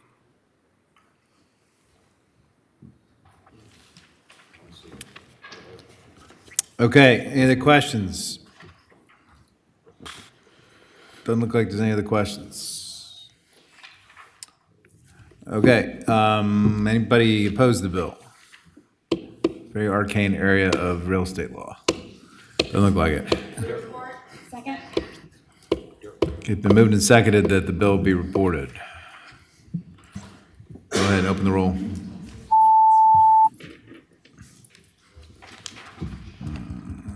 You get to explain it. Ayes 12, noes 3, Great. abstentions 3. Great, I get to explain it. Wonderful. Yeah. I have another one. Henson. Yep. You got another one? 2476, we took it by for the week. Oh, yeah, we had some amendments to that. Yep. Are you offering those? Yes. The Yes. amendments? Yes. So, Hold on. So 2476, I think VTLA had a suggestion.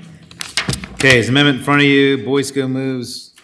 Deed seconds the amendment. Basically makes clear that this new stuff only applies if the former public officer is sued in their official capacity. All those in favor say aye. Aye. Anybody opposed?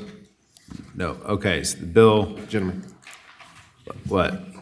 Yeah, I see Dix is here. Does anybody have any questions about the bill as now it's been amended?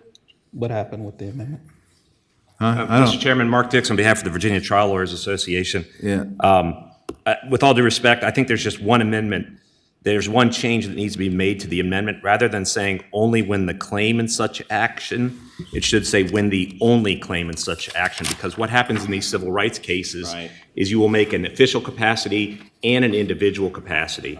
And so we want to make it clear that this automatic substitution is when there is only an official capacity claim. Thank you.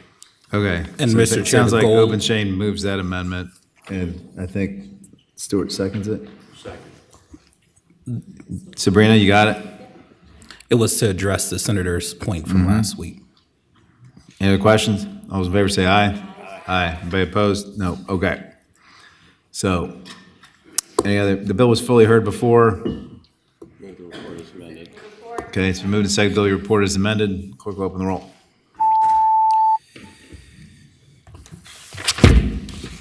Ayes 15, no zero. All right, Henson, you're done. Thank you. Okay, next up, I got Rasul. Is he here? I don't see him. Next up, I got Hayes. Hayes, you got dismissing no OL and driving unsuspended at the option of the judge if the person can show they complied with law, right? Correct, Mr. Chair. Anything you'd like to add? Just that the courts has discretion on a number of infractions where they can dismiss charges, except for in the case of a person missing their driver's license when they get pulled over, or finding out when they get pulled over that the driver's license has been suspended. If the person corrects the situation prior to the court date, again, under a lot of different infractions, the court does have that discretion, but with the case of driver's license, the court does not, so. It's my experience, I don't know if Carol Floyd Perry, looks like Stanley's and McDougal aren't here, but that most judges kind of do this a lot anyway, right? I mean, NOLs and DOS, if you come and get your license, they. Mr. Chairman, I don't see them do this. I see them do comply, dismiss on other things like lack of inspection and things like that. So I actually think this is a good bill. In Loudoun, they don't do this, and I think they would. I've never had anyone ask in my presence while I was there, but I think they would say I don't have the authority to do it if they were asked. I'm not familiar with them doing this, so I think it's a good bill.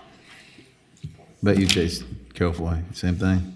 Mr. Chairman, I do have a number of prosecutors who show them that the accused have now complied and they have a driver's license, and they'll null pros the case. And so I think this is local practice for some jurisdictions. For those who aren't doing this, I think this is something great to codify. I want to thank the patron for bringing this bill. All right. Mr. Chairman, Perry, if I can. Yeah, I'll say prosecutors will null pros it, but this is like, in my opinion, covers the folks who come in who are pro se and have to deal directly with the judge, and maybe there's no prosecutor involved. Right. And allows that sort of, it's an additional component, I think, to something that doesn't exist currently. And so certainly prosecutors can null pros on, they have the full discretion to do that. But this provides for something else, I think. Some judges might think they don't have the authority to do it without the language, so I get it. Okay. Is there anybody opposed to the bill? Doesn't look like it. Okay, it's been moved and seconded. Bills be reported. Clerk, open the roll.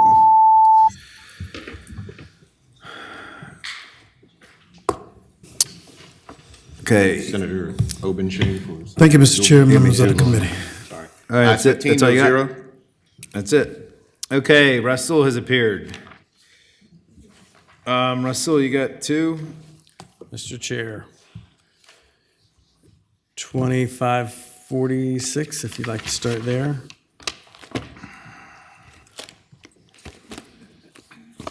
$2546, obtaining records from remote computing service company. I believe we have a Servell amendment. I think, well, we had a work group that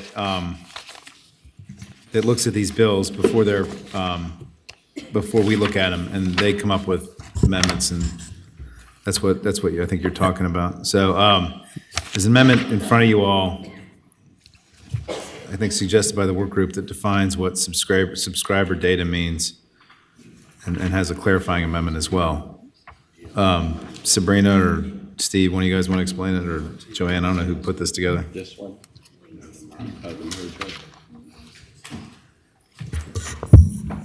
Mr. Chair, on line 84, after 2, we strike the remainder of line 84 and through 6 on line 85 and insert this subsection to clarify. And then after line 158, we insert subscriber data means the name, address, telephone number, and any other information identifying a subscriber of a communication services provider. Subscriber data does not include data or personally identifiable information protected by federal or state law, including viewing history, billing details, internet usage patterns or data, and any other data protected by federal or state law. Okay, so this would apply if somebody's threatening a school or a child day center, preschool, right?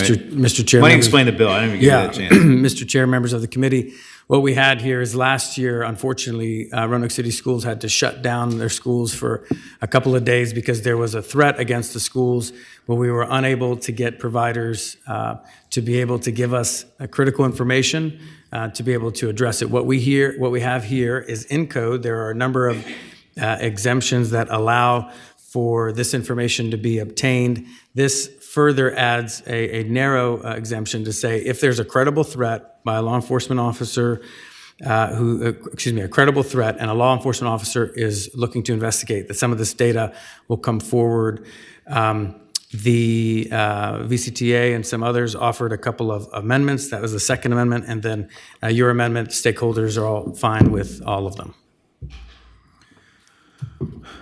Okay, anybody have any questions? Okay, it's been moved in, let's see. No, Boysko moves and Aird seconds the amendments proposed by staff. All those in favor say aye. Aye. Aye. Anybody opposed? No. Okay, is there any other questions about the bill, underlying bill? Mr. Chairman? Go ahead, Perry. If I could just ask a question of counsel, this type of information, there's case law on it, and I've used it in a murder case before, where we were trying to track someone who murdered his sister on the side of the road and then drove off. And there are exigency circumstances in the case law that say basically, like, you don't have to go get a warrant if there are circumstances that would otherwise provide that this information needs to be turned over to law enforcement immediately. In the case I'm talking about, the fellow was driving away. We weren't sure what his intentions were. This was a sudden event that happened on the side of a roadway. So, there's a lot of panic around, is this going to be, some mass event, trying to secure public safety. I'm just curious, in this portion of the law, is there anything in here that we should be concerned about that is limiting in some way what the case law sort of already provides for as to what exigent circumstances may or may not be? And I guess just more generally, like, some of these things in here to locate a child who's reasonably believed, like some of the law as it stands now, is already part of the case. So I guess my question is sort of like, why do we need this? Exigent circumstances already covered. I heard the delegate say, hey, there was a threat to the schools. That would be an exigent circumstance kind of piece of information that a magistrate could take into account, or not a magistrate, that the provider could take into account. And so I'm curious if there's where that mismatch is happening. Do you got something to say about that? Well, I was just going to answer, Mr. Chairman, I don't think it affects the law of exigent circumstances. Right, but I think what her point was I think, if I heard it right, was that the law just seems to be sort of belt and suspenders on exigent circumstances. Exigent circumstances already give you the right to get some of this stuff. And Mr. Chairman, I suspect that the utility of the bill is to give clear notice to a carrier. And so if law enforcement is trying to communicate to a carrier that they have the right to compel this information, the carrier may not understand the law of exigent circumstances. And so here you have clear statutory authority that the carrier would understand. Right. So they're not questioning whether there's exigent circumstances or not, maybe? Correct. Yes, Mr. Chairman, that's right. All right. Any other questions, patron? You're opposed? You're in favor? You Roanoke Public Schools or something? Yeah. Okay. Any other questions about the bill? Okay, it's been moved and seconded the bill be reported. Clerk will open the roll.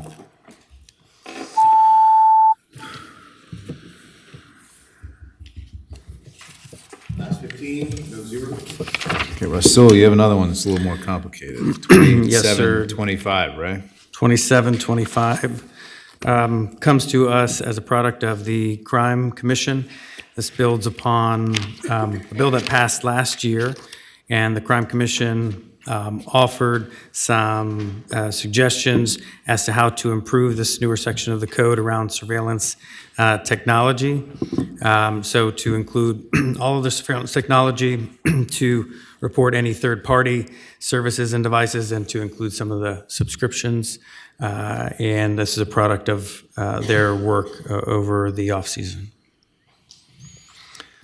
Okay, it builds on the work. I think it was your bill and Senator Peake's bill that I pretty heavily amended.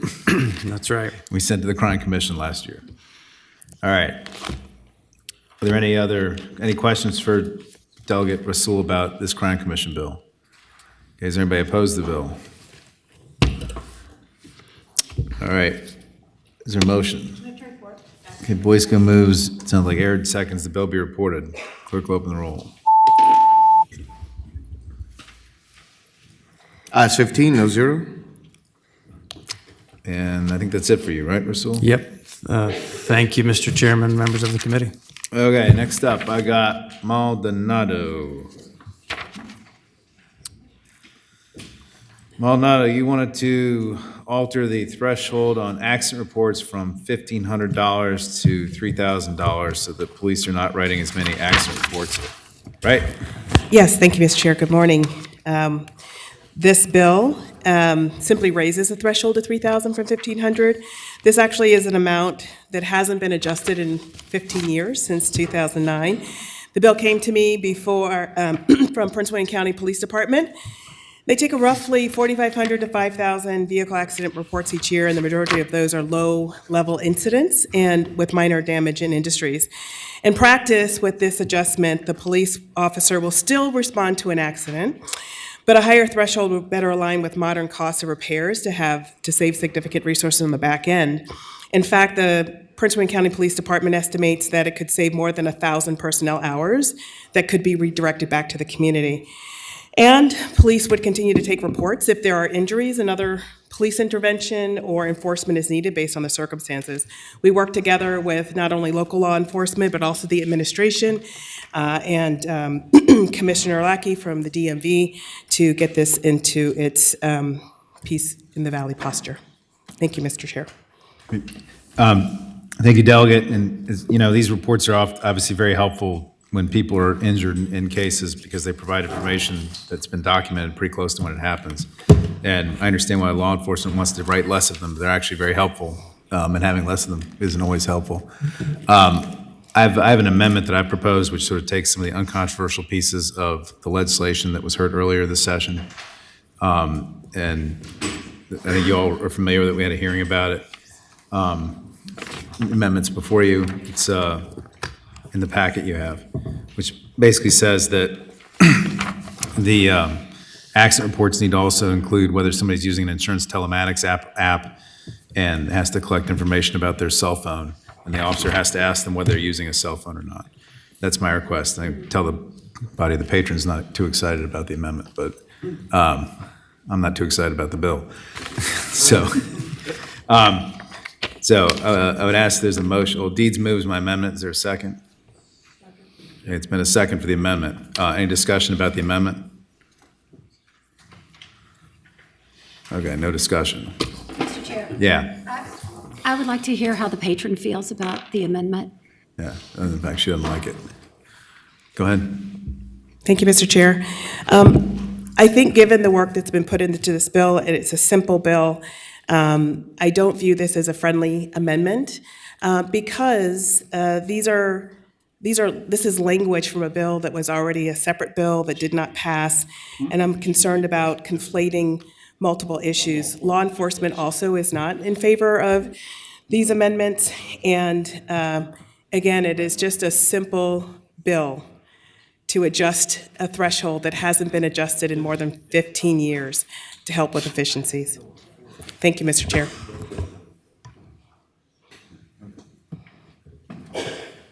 Okay. All right, so the amendment's before us. Anybody, all those in favor of the amendment, say aye. Aye. Anybody opposed? No. Okay, Mike, MJ, put it on the board.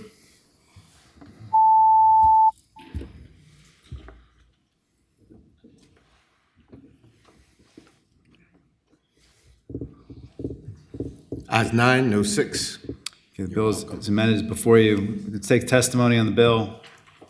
All those in favor, come on up. Support, please raise your hand. Good morning, Mr. Chairman. Mark Dix on behalf of the Virginia Trial Lawyers Association. We support the bill. Thank you. Anybody else? Support, huh? One online, Prince William, come on up. Oh, sorry, let's go online. Shadow Rubes, you may now speak. Mr. Ravel and members of the committee, thank you for this. Can you turn your volume up or lean in? Is this better? Yeah, that's better. Yep, thank you. Okay. Thank you for this opportunity to share with you Prince William County Police Department's support of House Bill 2265. I am Major Shana Rubish, Assistant Chief of Police for Prince William County. I would like to thank House Delegate Maldonado for sponsoring the bill to reasonably adjust the property damage threshold from requiring police to enter and forward motor vehicle crashes to the DMV from $1,500 to $3,000. With the cost of car repairs growing significantly since the last time this threshold was raised, We are respectfully requesting to align the statute with the modern cost of vehicles and the associated cost of repairs. For context, the average price of a new car has increased nearly 110% in the last 15 years. Accordingly, the cost of repairs has also substantially increased over the years. In practice, a police officer will still respond to all crashes, no matter how minor, but a higher threshold will save them significant time and resources on the back end when the DMV crash is not required. Officers would continue to take reports if the crash results in injuries or police enforcement is needed. Respectfully, we have operational concerns about the requirements included in the substitute bill. Among other things, the proposed bill requires the driver to provide police their cellular device IMEI identifier. If one does not know where to locate their IMEI, which many people do not, officers would have to first gain consent and then manipulate the driver's cell phone to retrieve this information, opening the possibility for police to inadvertently view other private information unrelated to the crash. This requirement to obtain the IMEI will complicate and lengthen the duration of the interaction between police and the community member. Our time's expired. Need you to wrap it up, please. We would like to get back to taking those thousands of hours that we use to take crash reports and go back to serving the community with these additional hours that would be returned to us. Thank you for your time and consideration. Okay, thank you. Okay, let's reset the timer. There was nobody else, right? Okay, anybody oppose the bill? Now that it's been amended, doesn't sound like there's any opponents or amended by you on the other side. Okay. Is there a motion? Move to report. Second. It's been moved and seconded, the bill be reported. All those in favor say aye. I'm sorry. We open the what? Substitute motion. Yeah. Move to PBI. Okay, it's moved and seconded, the bill be PBI that takes priority. Clerk will open the roll on that first.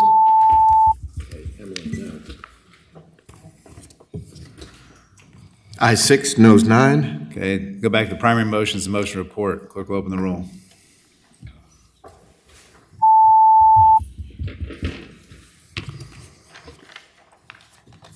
Ayes 9, no 6. Okay, bills reports as amended. That's all you got, Delegate, I think, right? All no? Yes, That's it. thank All you. right. Okay. All right, next up, I got Keys Gamara.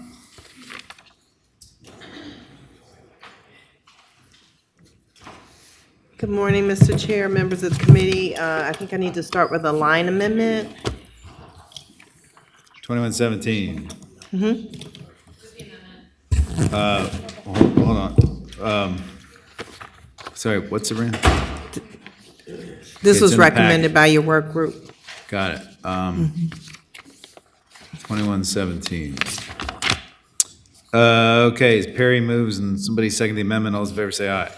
Aye. Anybody opposed? No. Okay. Want to explain the bill as amended? Okay, thank you.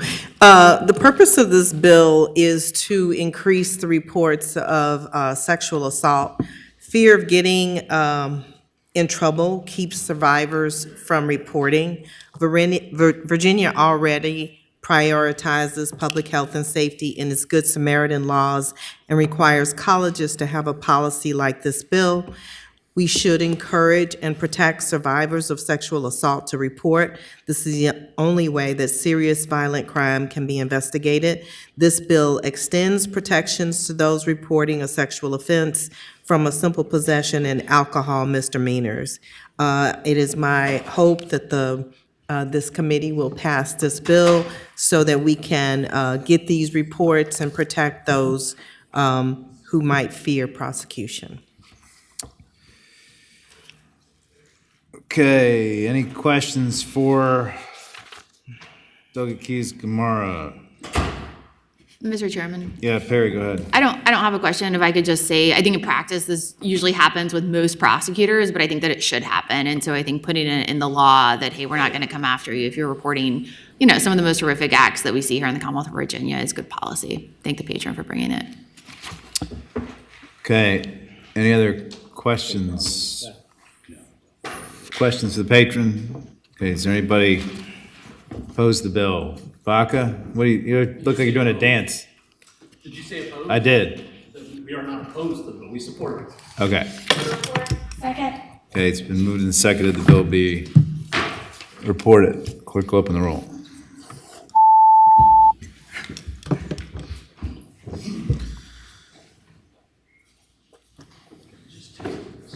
Ayes 15, no zero.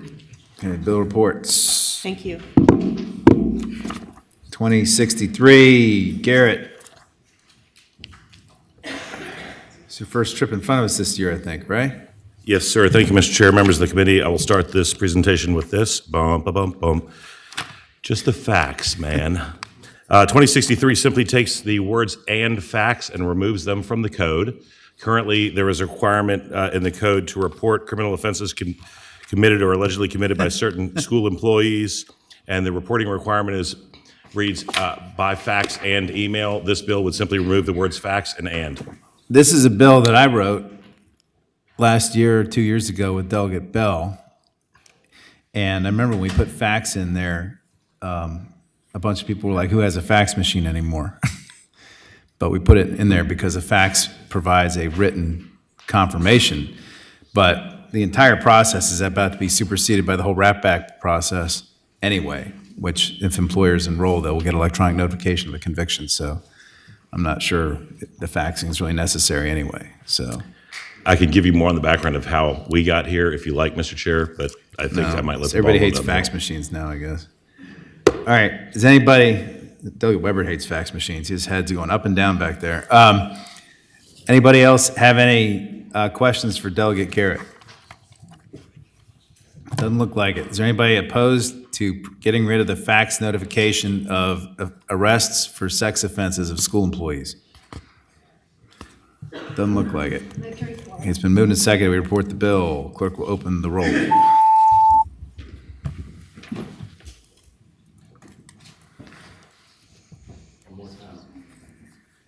Ayes 15, no zero. Bill reports. Thank you, Mr. Chair, members of the committee. See you later. Next up, I have Watts. He wants to uniform relocate easements.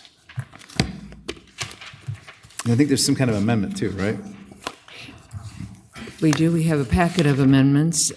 Shall council approve? Yeah, you got technical amendments in your packet that staff prepared. Were they your amendments or staff's? They are a combination thereof. Okay, well, Doug, why don't you explain your bill and then we'll go to the amendments. Well, explain the bill first, then we'll go to the amendments. Explaining the bill first, it is, as the title indicates, the Uniform Easement Relocation Act.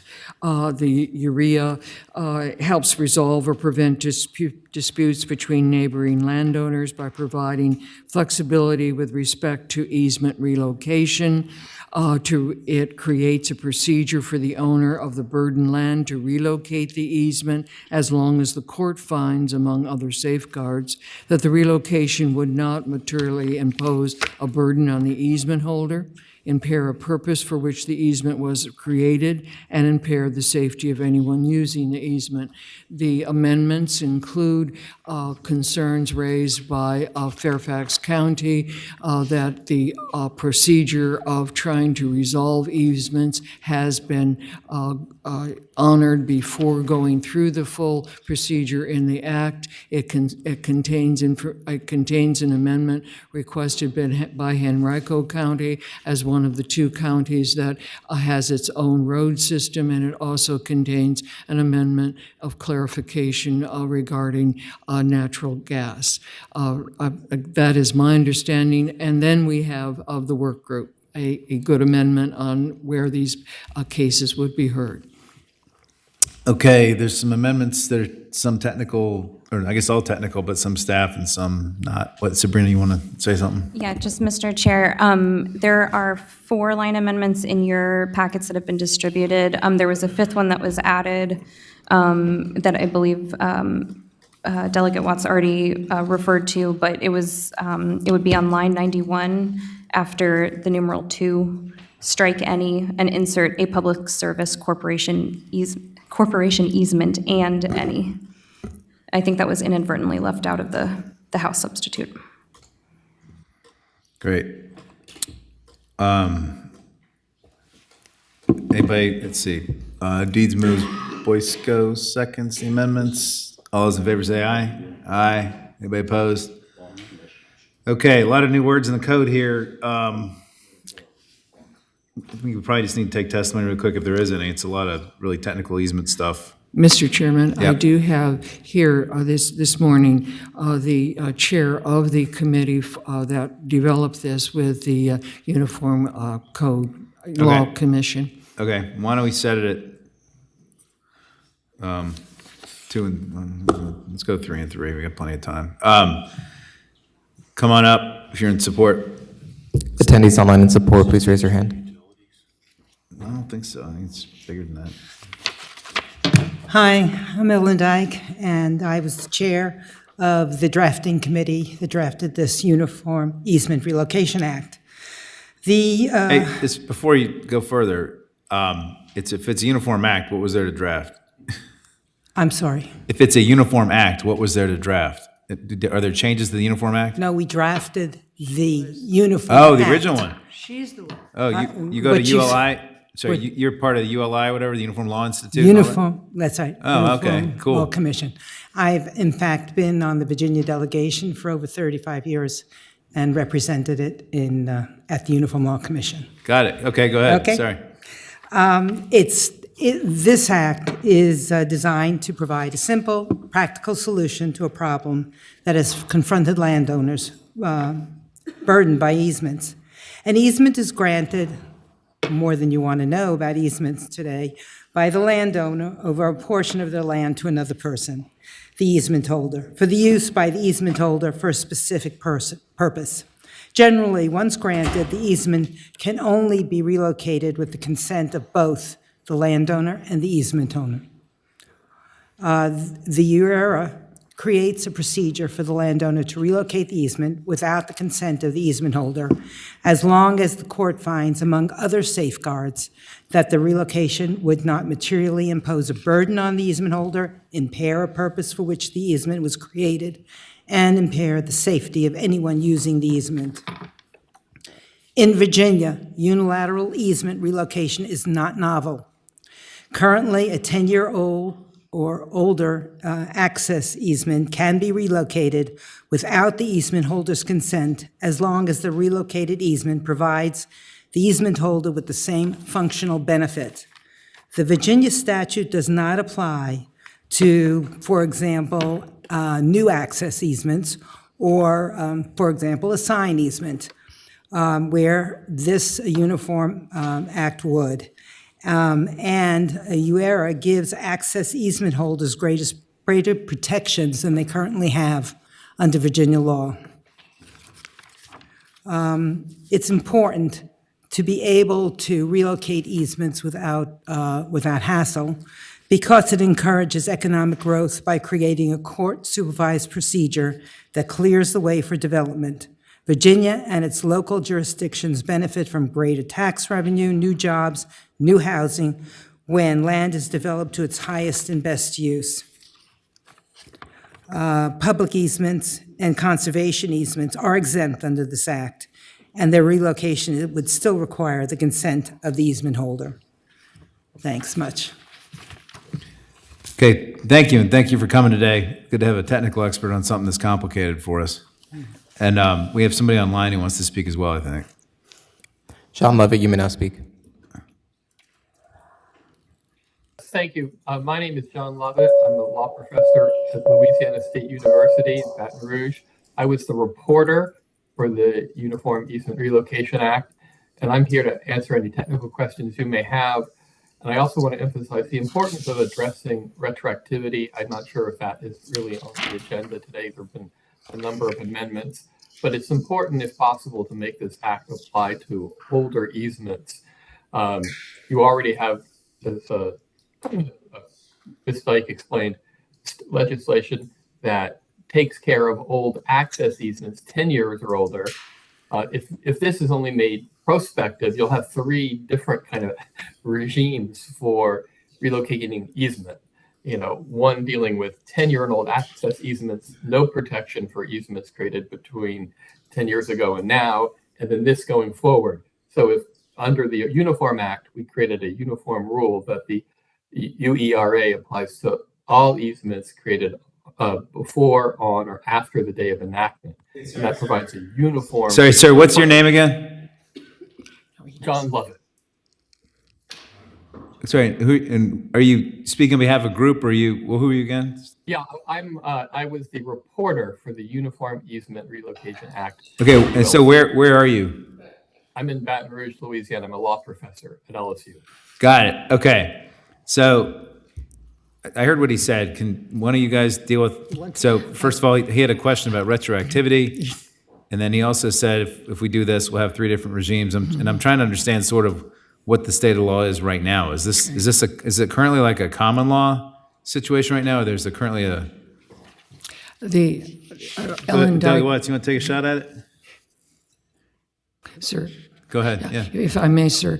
The bill started out without any reference to retroactivity under the assumption that it would be retroactive to any existing easement. Then the question came up in courts committee of whether or not it was, so that there was a amendment put on. And then with Ellen Dyke's erudite discussion of Virginia law, it was determined that we didn't need that second enactment clause, and it was taken off. And there has been some confusion whether under Virginia statutory construction, one needed a second enactment clause that specified that it was retroactive. And counsel on the House side, when we took it off as passed, and what is before you, the House version that passed, does not have a second enactment clause because under our structure, that would not be necessary to spell out that it's retroactive. Right. And that was the confusion. Okay, so a delegate or expert or somebody, I mean, it looks to me like we're doing is creating a new cause of action to allow easements to be relocated. I don't see why retroactivity, because it's more of a process thing than a substance thing. The only interference I could see is that maybe an interference with a constitutional right to contract or something like that. But as long as the easement still exists, it's right. So, so sir, I'm not really clear what retroactivity has to do with a process change, because it's not we're not rewriting the substance of a contract, really, right? I mean, this is just like. Can you explain that? I agree with you that actually there is no taking problem or contract problem, because the easement holder is still getting an equally functional easement. The reason we had that provision in the Uniform Act is that other states didn't have maybe your statutory construction. But now I understand Delegate Watt's position that this will automatically apply retroactively unless you specifically say it doesn't. So if that's the case, then my concerns are allayed. Okay, Obenchain has a question. Just out of curiosity, how widely adopted is this Uniform Act? Right now, I think 4 states and 4 states, this has just come up for passage around the country just 2 years ago. But 4 states have adopted it. 2, I think, are looking at it now. The interesting thing is that Virginia already has a statute where you can unilaterally relocate an access easement that's over 10 years old. And that's what makes this much easier to enact in Virginia, because it is our law anyway. And this puts extra protections on that law, and then also expands it to other kinds of easements. I had this one amendment to it. Mr. Chairman. Yeah, Stuart. Thank you, Mr. Chairman. And I apologize, I'm not as prepared as I should be on this, but as I read it, this is just for the servient tenant, is that correct? There's no reciprocal measure in here for the dominant estate? This is a measure so that when the servient estate owner wants to develop its land, and there's an easement that's, let's say a sign easement that's there, and the new curb cut is going to be really where the sign is. This will allow the easement, the servient estate owner to try, of course, to relocate that easement by talking to the dominant estate. But if that doesn't work, there's a procedure so that they can move that sign 10 feet where there's no harm done, there's no loss of any benefit that the easement had, and they can relocate it so that the curb cut can go in and the property can be developed. Mr. Chairman, Yeah, go ahead, Stuart. could you tell me, this is just about a sign? No. No, This is about all easements, right. other than public easements and conservation easements, that need to be relocated, and where there no harm, no foul. In other words, there is no reason why. Mr. Chairman? Yeah, go ahead, Stuart. So, and this is something we have a lot in 80% of Virginia. You have a large tract of land where perhaps there's a 20-foot easement, and it runs down one side, and it was done. It could be an easement by prescription. It could be an easement by implication. Who knows? But under this provision, and somebody buys that large tract of land for pennies on the dollar because it only has a 20-foot easement, they could then petition the court to move the easement, force the dominant estate to give them a 50-foot easement so that they could then develop that large tract of land the way I read this bill. No, you can't materially change the easement and the easement benefits. So that what we're getting at is a relocation that doesn't harm in any way the easement holder. It just allows all the parties to be exactly where they were in terms of the benefits and burdens of the easement. Mr. Chairman, you can do that under the law now. You don't need this to do that. You can negotiate a different easement with the dominant estate and come up with an agreement. The whole purpose of your bill is to force that dominant holder through a court action to give you what you want, as I read the bill. Right, No. Stuart, and man, I think that Delegate Watts' bill originally had section 55.1304 in it, but it carved out for older easements. She took that out in the substitute. And I think that's the statute Stuart references before about agreements between easement holders. Right? Right. It's okay. But can you answer a second question about this is basically a way to So you're force? saying this is only prospective easements going? No. No, it's not. Right. But, and so can you clarify what he asked you, that this is an attempt, this is basically a way for somebody to force an easement change on somebody that doesn't agree? That's the way I read it. No, for example, Well, Mr. Chairman, If- isn't that the whole purpose of your bill? no. Right now, we've That's all. got a huge body of common law, we've got a huge body of statutory law that addresses easements in the Commonwealth of Virginia. This act is designed specifically to force somebody who owns the land and you want to get through it to move it, change it, use it for a different purpose or something like that. Isn't that what it's all about? No, it's not. What this does is, if I want to, for example, develop land that has a sign easement that is now sitting directly where the curb cut is going to be, I can go over to the easement holder and say, will you please move the sign? And they say, sure, I can move it. For $1 million, I can move it for you. And I say, I'm going to give you the same easement, it'll just be 10 feet down the road. You're not losing any benefit. It's very important that the benefit you've bargained for is exactly the same, Right. in effect. Well, Mr. Chairman. Yeah, Stuart, we need to move it along too. You say that, but in 10 sentences ago, you said this would allow the development of land. And so if a dominant estate gave an individual access to a single-family home back somewhere across his land, and you want to develop that whole tract, you now have 50 cars going over today instead of one. That's not the same purpose. I am not sure. I don't think this act would allow you to do that relocation. You have to, What it seeks to do. it's materially impose a burden on the easement holder, impair a purpose for which the easement was created, and impair the safety of anyone using the easement. That's only 3 of the 5 safeguards. It has got to basically be the benefit of the bargain you made way back when. You're supposed to still have the benefit of that bargain. Nothing is supposed to have changed except the location. You're supposed to have the same width, you're supposed to have the same length if you need it, you're supposed to have the same benefits of it. It's supposed to be as safe as it was.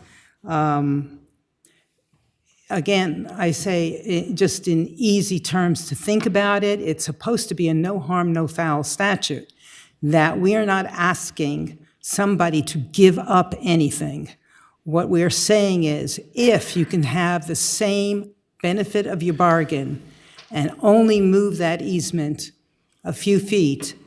It just sounds like you're trying to avoid an extortion by a property owner against another one. And Stuart, it sounds to me like you might have some amendments you want to make if you think the safeguards in the statute aren't sufficient to protect the interests of the person who made the original easement. That's what it sounds to me like. Mr. Chairman? And hold on a second.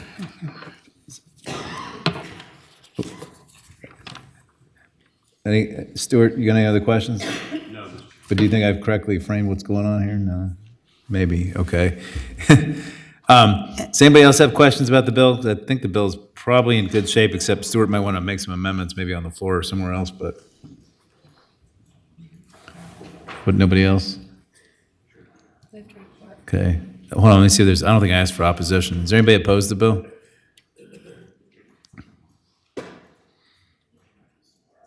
Oh, yeah, we never made the amendments. So Boysko moves and Deed seconds the amendments. All those in favor say aye. Aye. Anybody opposed? No. Okay, so now the bill before us is amended.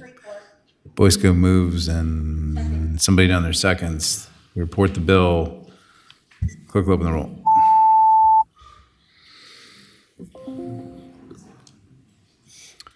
Ayes 14, noes 1.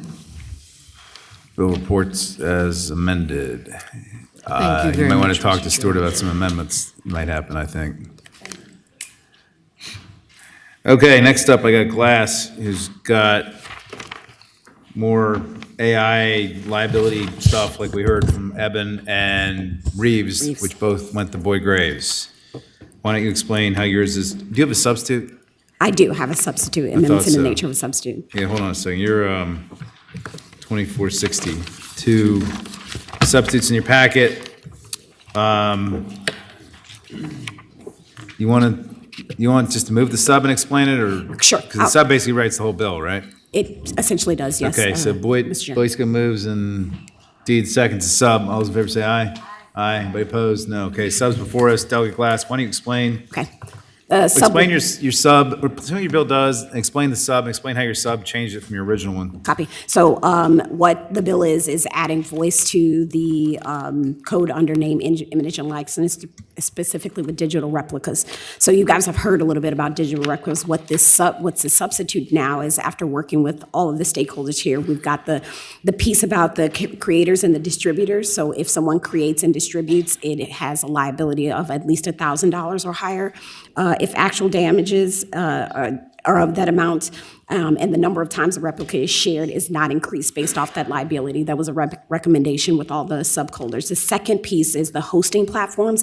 If an online platform hosts or facilitates distribution of any unauthorized replica and fails to remove it, it is liable for $1,000 per instance of the replica that remains accessible. So it now gives them some incentive to take down, so that helps the creative side. But on the other side, the internet service provider side, we made sure that they were not explicitly liable if they provided internet access and they don't create the replica. We made sure that certain aspects were, we added to the First Amendment rights education or teaching and research. So you've got news, commentary, historical, advertisements. Those things still are liable. The big thing here is that we've added the statute of limitations up to 100 years. This kind of follows after the Disney model of still giving the families ability to move on. So just for example, to understand what this bill now does. on the side of creator and distributor liability, if a person creates an unauthorized digital replica of a famous actor per se, if 500 users reshare it, they're liable for $1,000 unless greater actual damage are proven regardless of the re-uploads.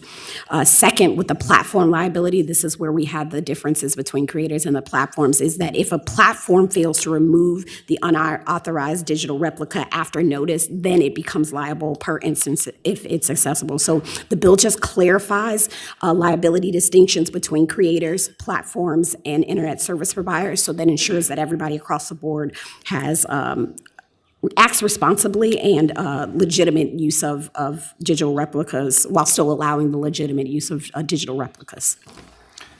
Okay, so Doug, I think we've all been getting some emails about this one because, and I know you, about whether it's constitutional or not. I know you put in a sentence saying that this bill doesn't, protect stuff that's constitutionally protected, which is, I mean, every single law we pass is subject to the United States Constitution. So, it's got this in a couple times. First Amendment, Constitution. There's all kinds of constitutional issues wrapped into this. Yeah. How do you think this bill is constitutional, notwithstanding the fact that it says it's subject to the Constitution? Can you repeat the question? How do I think the bill How do you think this is constitutional? I mean, people have a right to generate stuff, make stuff. I'm dealing with this on the AI bill that I have. Satire parody is allowed, right? I mean, I don't think there's a satire parody exception in here, is there? It is. There is. Where is that? I think it does.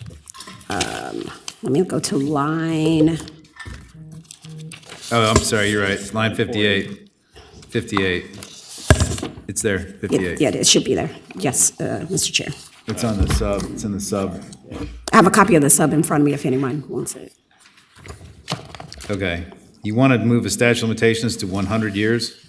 Correct. And it does fall in line, Mr. Chair, that is correct. This falls in line kind of with what we saw with, Steamboat Mickey, essentially. This falls in line with what? Like Steamboat Mickey. Steamboat Mickey Mouse, the one, the family was able to hold it within the Disney family and be able to use that for years, up to, I think it was 96 years. They had that, the estate had the rights to that before it became publicly accessible. And so that's what we're doing. So it's say Elvis. Okay. One of the comments that I received by email is that the bill is preempted by federal copyright law. Do you have any thoughts about that? I mean, I'm not, this bill changed a lot of stuff, and I'm not trying to get you in some gotcha thing. It's just some of the emails I've received. Fair. What I think is most important, and I also have a lawyer online, so I don't want to misspeak, try to legally. That's fine. You wanted them to take it, that's fine. Who's on? I see there's a hand up online. Yeah. Is it Todd Dupler? Hi. Yeah. Todd Dupler, you may now speak. Thank you, Chairman. My name is Todd Dupler. I'm with the Recording Academy, the organization behind the Grammy Awards. We represent artists and creators. This is talking about right of publicity, which is distinct from copyright law. Virginia already has the right of publicity law on the books that protects image and likeness from commercial exploitation. And this basically just strengthens that for the digital age, specifically for deepfakes and digital replicas. The 100 years is a post-mortem right. So like the estate of Patsy Cline, for example, can still protect the use of her image, voice, and likeness from exploitation for a longer length of time. And right now, Virginia has the shortest length of post-mortem protection, and this amendment would extend it to 100 years. Okay, but sir, can you explain to me how this isn't preempted by federal copyright law in some ways? So this is completely distinct from copyright law. This is not about copyright. This is about personal image, likeness, and voice, which is right of publicity. Again, Virginia already has a right of publicity statute that protects an individual's image and likeness from commercial exploitation. So this is just taking the existing Virginia statute and updating it to include voice and also make it applicable to digital replicas beyond the traditional, commercial exploitation of what you're used to of like using somebody in a car ad or a billboard, creating merchandise. Now you can also create digital replicas of the person. Okay, that's why I don't do I copyright. would note, That's why I don't do copyright law. So, okay. Somebody done? Jordan, you had a question? Thank you, Mr. Chair. Question for the patron. Thank you for bringing the bill, delegate class. Maybe if you could provide some examples. I thought of one that might be similar. Tell me if this is wrong. The Bruno Mars / Miley Cyrus controversy of the kind of sampling of similar music. Would that be kind of the application that you're thinking of when a bill like this is going forward? Mr. Chair, Senator Jordan, not exactly, not the necessarily, that name, image, likely, that's all right. So this is the voice side of things. Let me be clear. So I don't know if you all are familiar with Drake. So we had an instance where Drake used Tupac's voice in a song. That family had the right, based off of California law, to say, hey, you can't use our deceased loved one's voice for profit in a song, and that is eventually that song had to be taken down across the internet. So I think if there's one thing we get at here is that voice needs to be added in this age where we can create, like even if we can't get everything right, we do need to add voice to name, image, and likeness. So for those families, like in the postmortem pieces, that legacy piece of families being able to have the right to say what can and cannot be used with regard to their family's voice. So again, publicity, not copyright. Any other questions? Mr. Chair. Yeah, go ahead, Owen Shane. We haven't taken opposition yet, or support opposition yet. I'll wait. All right, why don't we do, I assume why don't we do support and opposition? Let's go 3 and 3, we got time. Whoops. Keep saying that. Whoops, hit the wrong time. Attendees online in support, please raise your hand. Wrong timer there. There we go. Okay, same guy. All right. yeah, Todd Dupler with. You already spoke a bunch, but you got 3 minutes here. You need to be quick. Sure. So Todd Dupler with the Recording Academy. Obviously, we support. I'll just say this isn't just for artists and performers. This protects all individuals in the Commonwealth from having their image or voice manipulated without their permission. And again, appreciate the delegates' support and ask for the committee's support. Hey, I have one question for you. Senator Reeves had a bill on this exact topic, which he tried to do the same thing by adding 3 words or 6 words to the code. And he said he had been working with all these different stakeholders across the entire planet, and he had peace in the valley. Were you working with Senator Reeves? We have also been in communication with Senator Reeves. We think this approach is better. It actually has the First Amendment protections and a balanced approach to creative expression. Those provisions are really important to the bill, and I think are an improvement, as well as extending the postmortem protection for people. All right, thank you. Mr. Chair. Go ahead. Sorry, who are you and who are you with? Yeah, so Kyler Hedrick, on behalf of the Recording Academy as well, working at Coons and O'Connor. And to clarify, the Recording Academy was supportive of Senator Reeves' legislation. We just felt that this version, adding some postmortem protections for artists in particular, so there's posthumous rights for protecting artists' legacies, that would just take it a step further to protect artistic legacies. Again, with the Recording Academy as well, but we support the bill. Okay, anybody else in support? Is there anybody opposed? Okay, hold on. Bohannon, who are you representing today?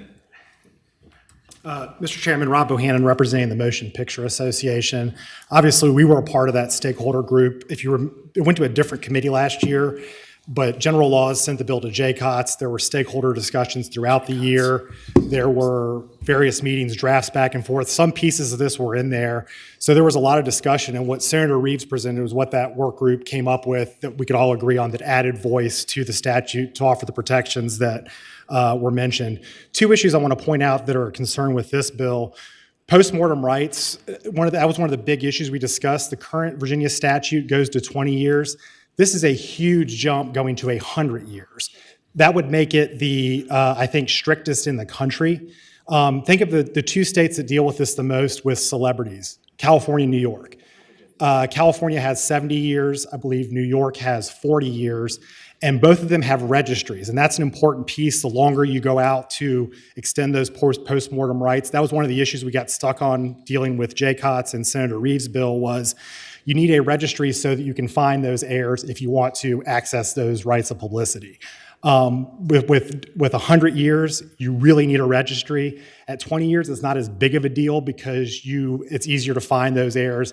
At 100 years, I mean, all of us in this room will be gone by then, so it'll be a drastically different environment. The second piece I want to mention is there's no domicile requirement. So anyone could bring a suit here.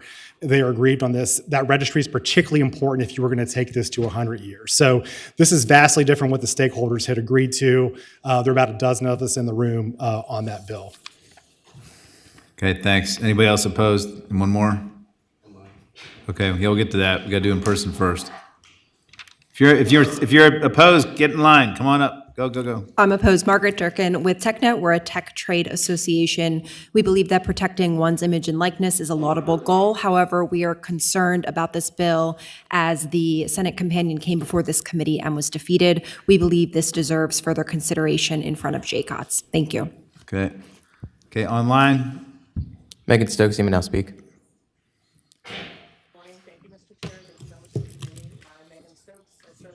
Hold on. Do you have a question for somebody, or can we finish this first? We have one more person online. Then we do the question. Is that good? It's a quick question for the patron. Okay. Well, we still got we got to finish the testimony here really quick. Let me do that first. Testimony. Okay. Go ahead. Online. Thank you. Oh, your mic. We can't hear you. You need to just lean in closer or something. Your volume's really low. Working remotely. Can you hear me a little better now? Yeah. Okay, great. So my name is Megan Stokes. I serve as the State Policy Director at the Computer and Communications Industry Association. I'll be very quick. We oppose this bill for the reasons that were given by the MPA and TechNet. Once again, Jaycott's met during the interim on this very issue, and stakeholders were really engaged. We had many meetings to pave the way for a consensus bill. This is not that consensus bill, and CCIA respectfully requests that the committee not move the measure forward. Thank you. Okay, Favola, question. Well, my question was whether and this is to the patron, did you have an opportunity to actually meet with the Jaycott's staff and polish this? Because I believe that this may end up being gently PBI'd and referred to Jaycott's. Hold on a second. Mr. Chair. Hold on. First of all, can you answer the question about have you talked to Jaycott's staff about this? Mr. Chair, we did present some information and we actually started with what Jaycott's had, but they did not. I know people are saying that they came to a consensus, but it is very clear that there was no clear consensus coming out of Jaycott because what came out of Jaycott's also died. So we worked even further outside of what the original Jaycott's, what came out of Jaycott's. I've had two bills that came out of Jaycott's that came to the body and was in a different shape. So we tried to go beyond what Jaycott's did and continue the conversation. And to be frank, people didn't want to work on it, kept saying it was a short session, we can't do it, but we kept working and trying to get consensus. I would also submit two things, is that we currently have restrictions up to 20 years and there is no registry. So there's not, a registry would also create a fiscal impact. Secondly, the average across the United States for postmortem protections is 75 years, with Indiana being at 100 at the largest, at the greatest. So I will just say that there is a dire need, whether we do it this way, to just get voice in the code in some way, shape, or form. And I would think that would be probably the smartest and best move to make, even if we don't have what we see before us.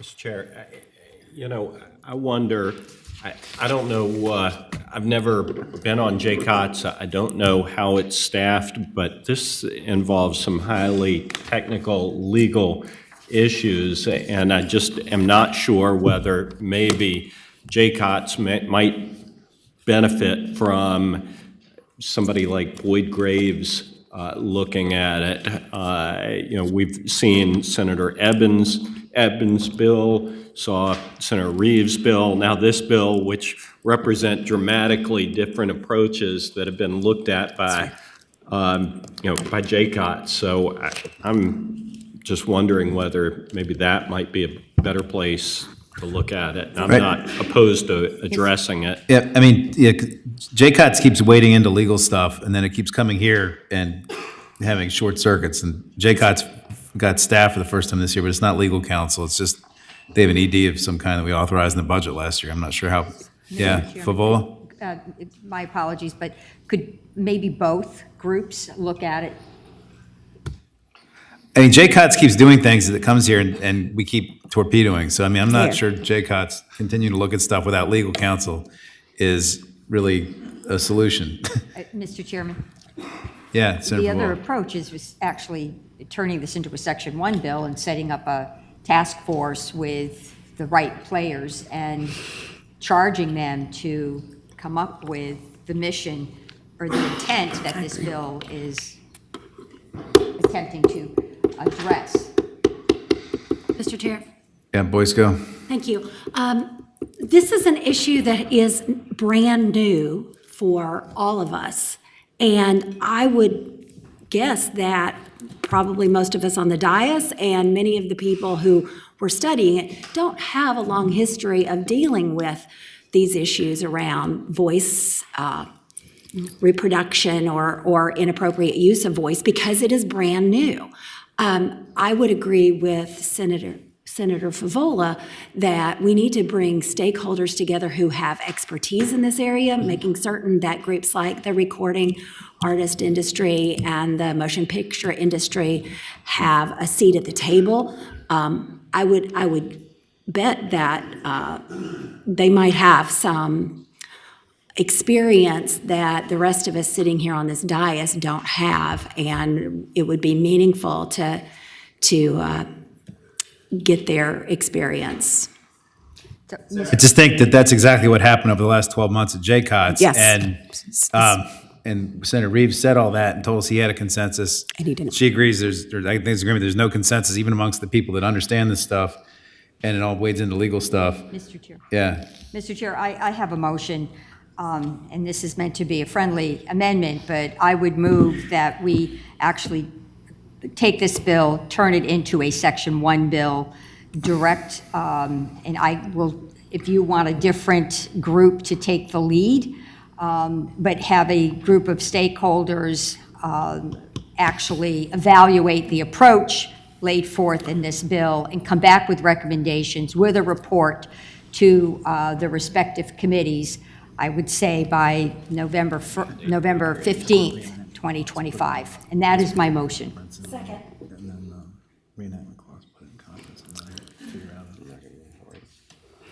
Okay, sorry, Favola, what's your motion? Is you want to make it a Section 1 bill to do what now?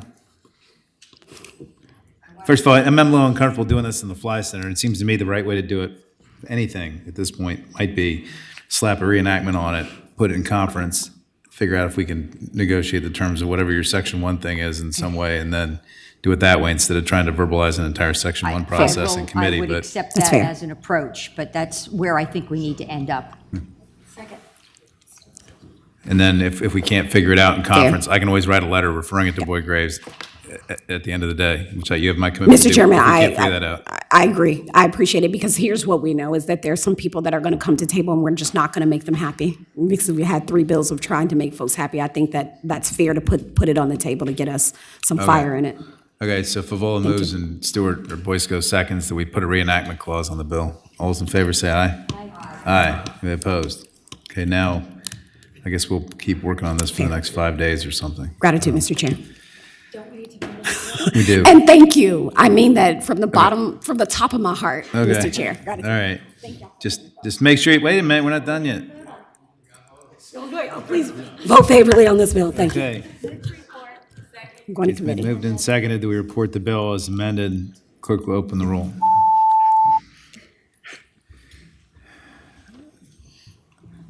Ayes 10, noes 5. Okay, just make sure you don't steal any passes from me tonight at the basketball game. Gratitude, Mr. Chair. Next up, I got Weber.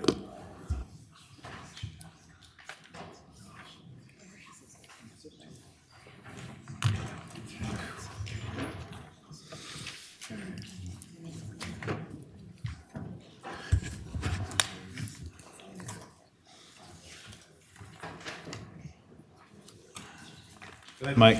Thank you, Mr. Chairman. Mr. Chairman, before you is HB 2636. So basically, right now, injured party with a taxable settlement gets taxed on their entire settlement, and then the attorney also gets taxed on what's left.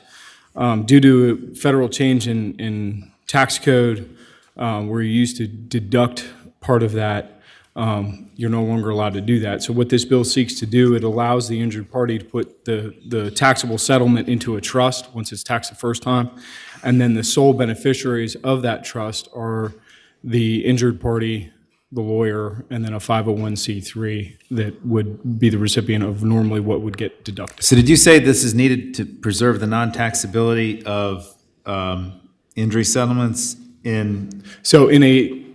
from my understanding, in a taxable settlement where for the injured party, there's a double taxation that occurs in that when the settlement is settled, the entire amount is taxed. And then when the representation takes out theirs, that portion is also taxed. And you used to be able to deduct that from the total value, and now what So this you're getting does a lot is of puts it shaking in a heads from all trust. the lawyers that practice up here. So in our experience, it's not taxed as long as the money never touches the lawyer's account. Right now, and it looks to me like you're saying that. Well, either one, it can't touch, it has to come straight, for it to stay non-taxable, the insurance company has to set up the structure. And, yeah, the annuity, right. And so what this has to do with a self-settled trust, which is what, like a revocable trust or a irrevocable trust? I mean, irrevocable trusts, typically what you have to avoid tax consequences, typically. A revocable trust does have tax consequences. Right. See,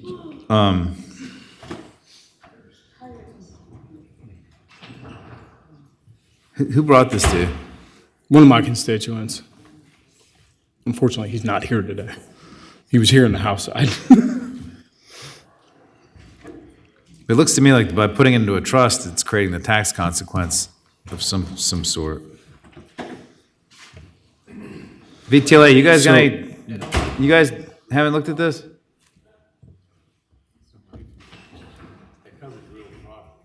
Is this just real property? Is it just for real estate or is this for injury stuff? Well, it talks about injured, it says Mr. litigation. Chairman, Mark claims, Dixon on behalf of Virginia injured Trial party. Lawyers. I'm sorry. This is new on our radar screen, so maybe we could just have it go by for a quick minute while we take a look at it. We only got 2 bills left.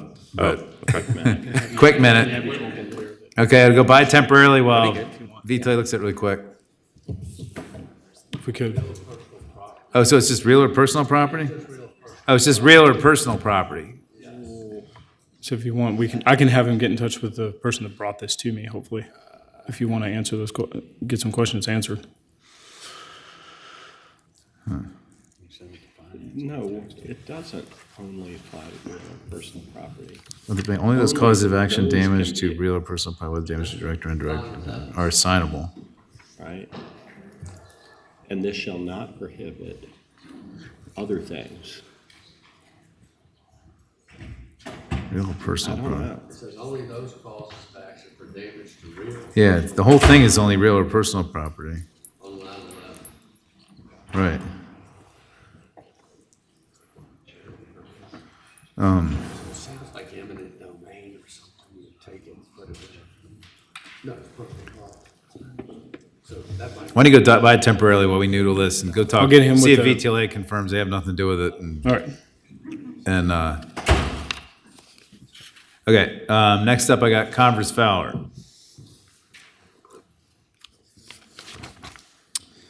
And Converse Fowler, you have, 1690 having to do with eminent domain. Yes, thank you, Mr. Chair and committee. This bill seeks to provide clarity to the code, which provides the elements of a bona fide offer by condemning authorities when private property needs to be acquired for public projects. So in a nutshell, when you do a title report, and most of you all know this, you're going to get the report and you're going to get the important documents for 60 years back. What the code currently says for eminent domain is you're going to get every document within those 60 years provided, and that is the problem, is it's cumbersome not only on the locality, but it's cumbersome on the homeowner, landowner, property owner, because they're having to sift through and wade through. Yeah, I think Open Chain has a question for you. He had a bill similar to I this. think I can short circuit this. Is this language consistent with the language in my bill?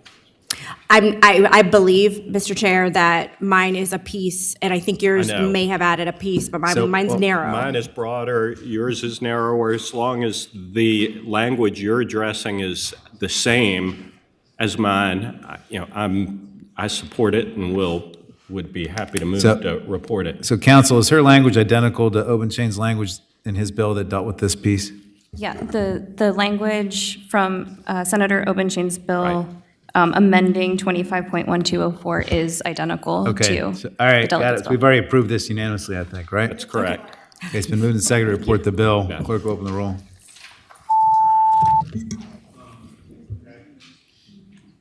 Thank you. Thank you. Ayes 15, no zero. All right, and Simons.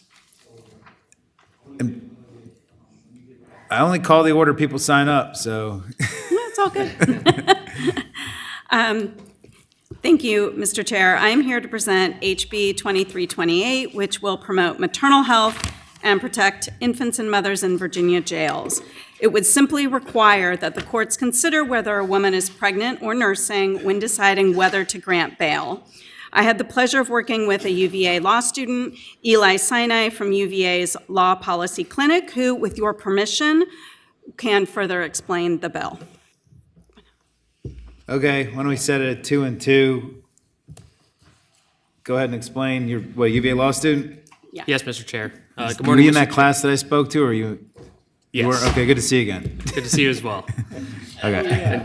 Good morning, Mr. Chair, members of the committee. My name is Eli Sinai, and as Delegate Simons mentioned, I'm a clinic student at the University of Virginia School of Law. The views I express today are my own.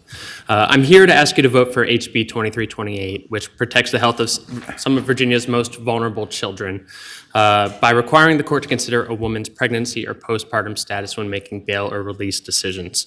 In developing this bill, we worked with attorneys, healthcare providers, and regional jail superintendents, and one thing became abundantly clear. While sometimes it may unfortunately be necessary, nobody wants pregnant and nursing women in jails when safe alternatives for both mother and child are available. HB 2328's asks are modest and its application would be rare, but its impact will be significant. All this bill does is allow pregnant and nursing women the opportunity to make a case that they belong in the community, to preserve their own continuity of health care, and most importantly, to strengthen the health of their babies. For all the reasons given here by Delegate Simons and that you've heard today, I urge you to support this bill. Thank you. Thank you. Tell Professor Block I said I don't know. I saw him out there somewhere. Yeah, there he is. Okay, go ahead. Hello, Mr. Chair, members of the committee. Dominic Martin with New Virginia Majority, but also speaking on behalf of the Pretrial Justice Coalition, a collection of 25-plus organizations that support pretrial reform and justice and equity. And we'll just echo the sentiments previously before us and say that we support the bill. Thank you. Thank you, Mr. Chair, members of the committee. Maisie Osteen, the Legal Aid Justice Center. We also support the bill and believe that just adding this to the enumerated list will help judges in using their own discretion in a more positive way. Thank you.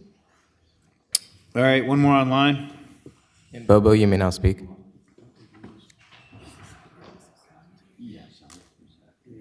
Kim Bobo, you need to unmute your mic.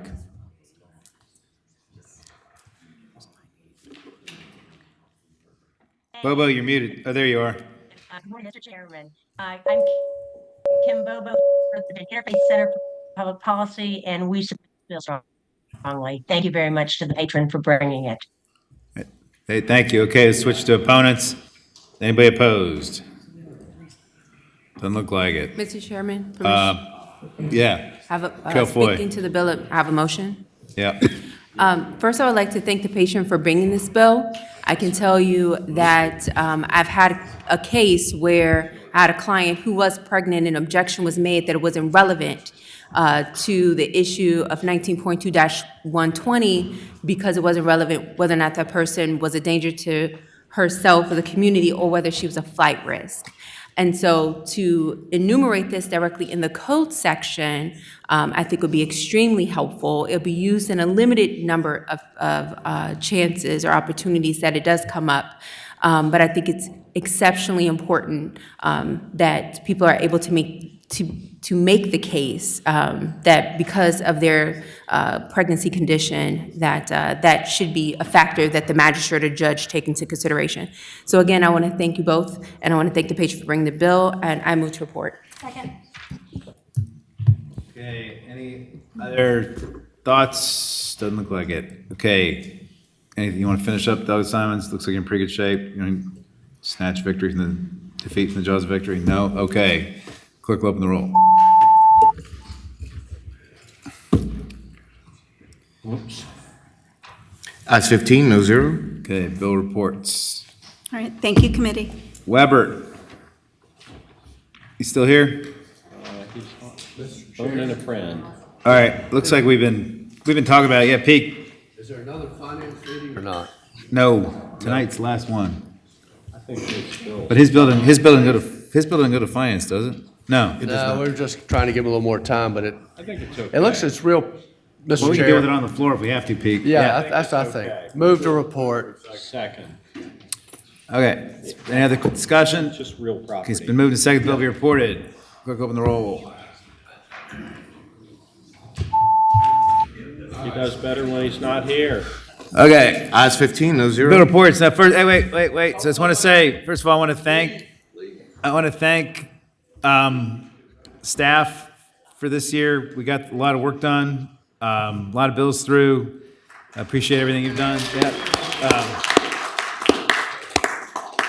Sabrina, Joanne, Steve, thank you for all your help, your work. Video operator, forgotten your name. Ben, thanks, Ben.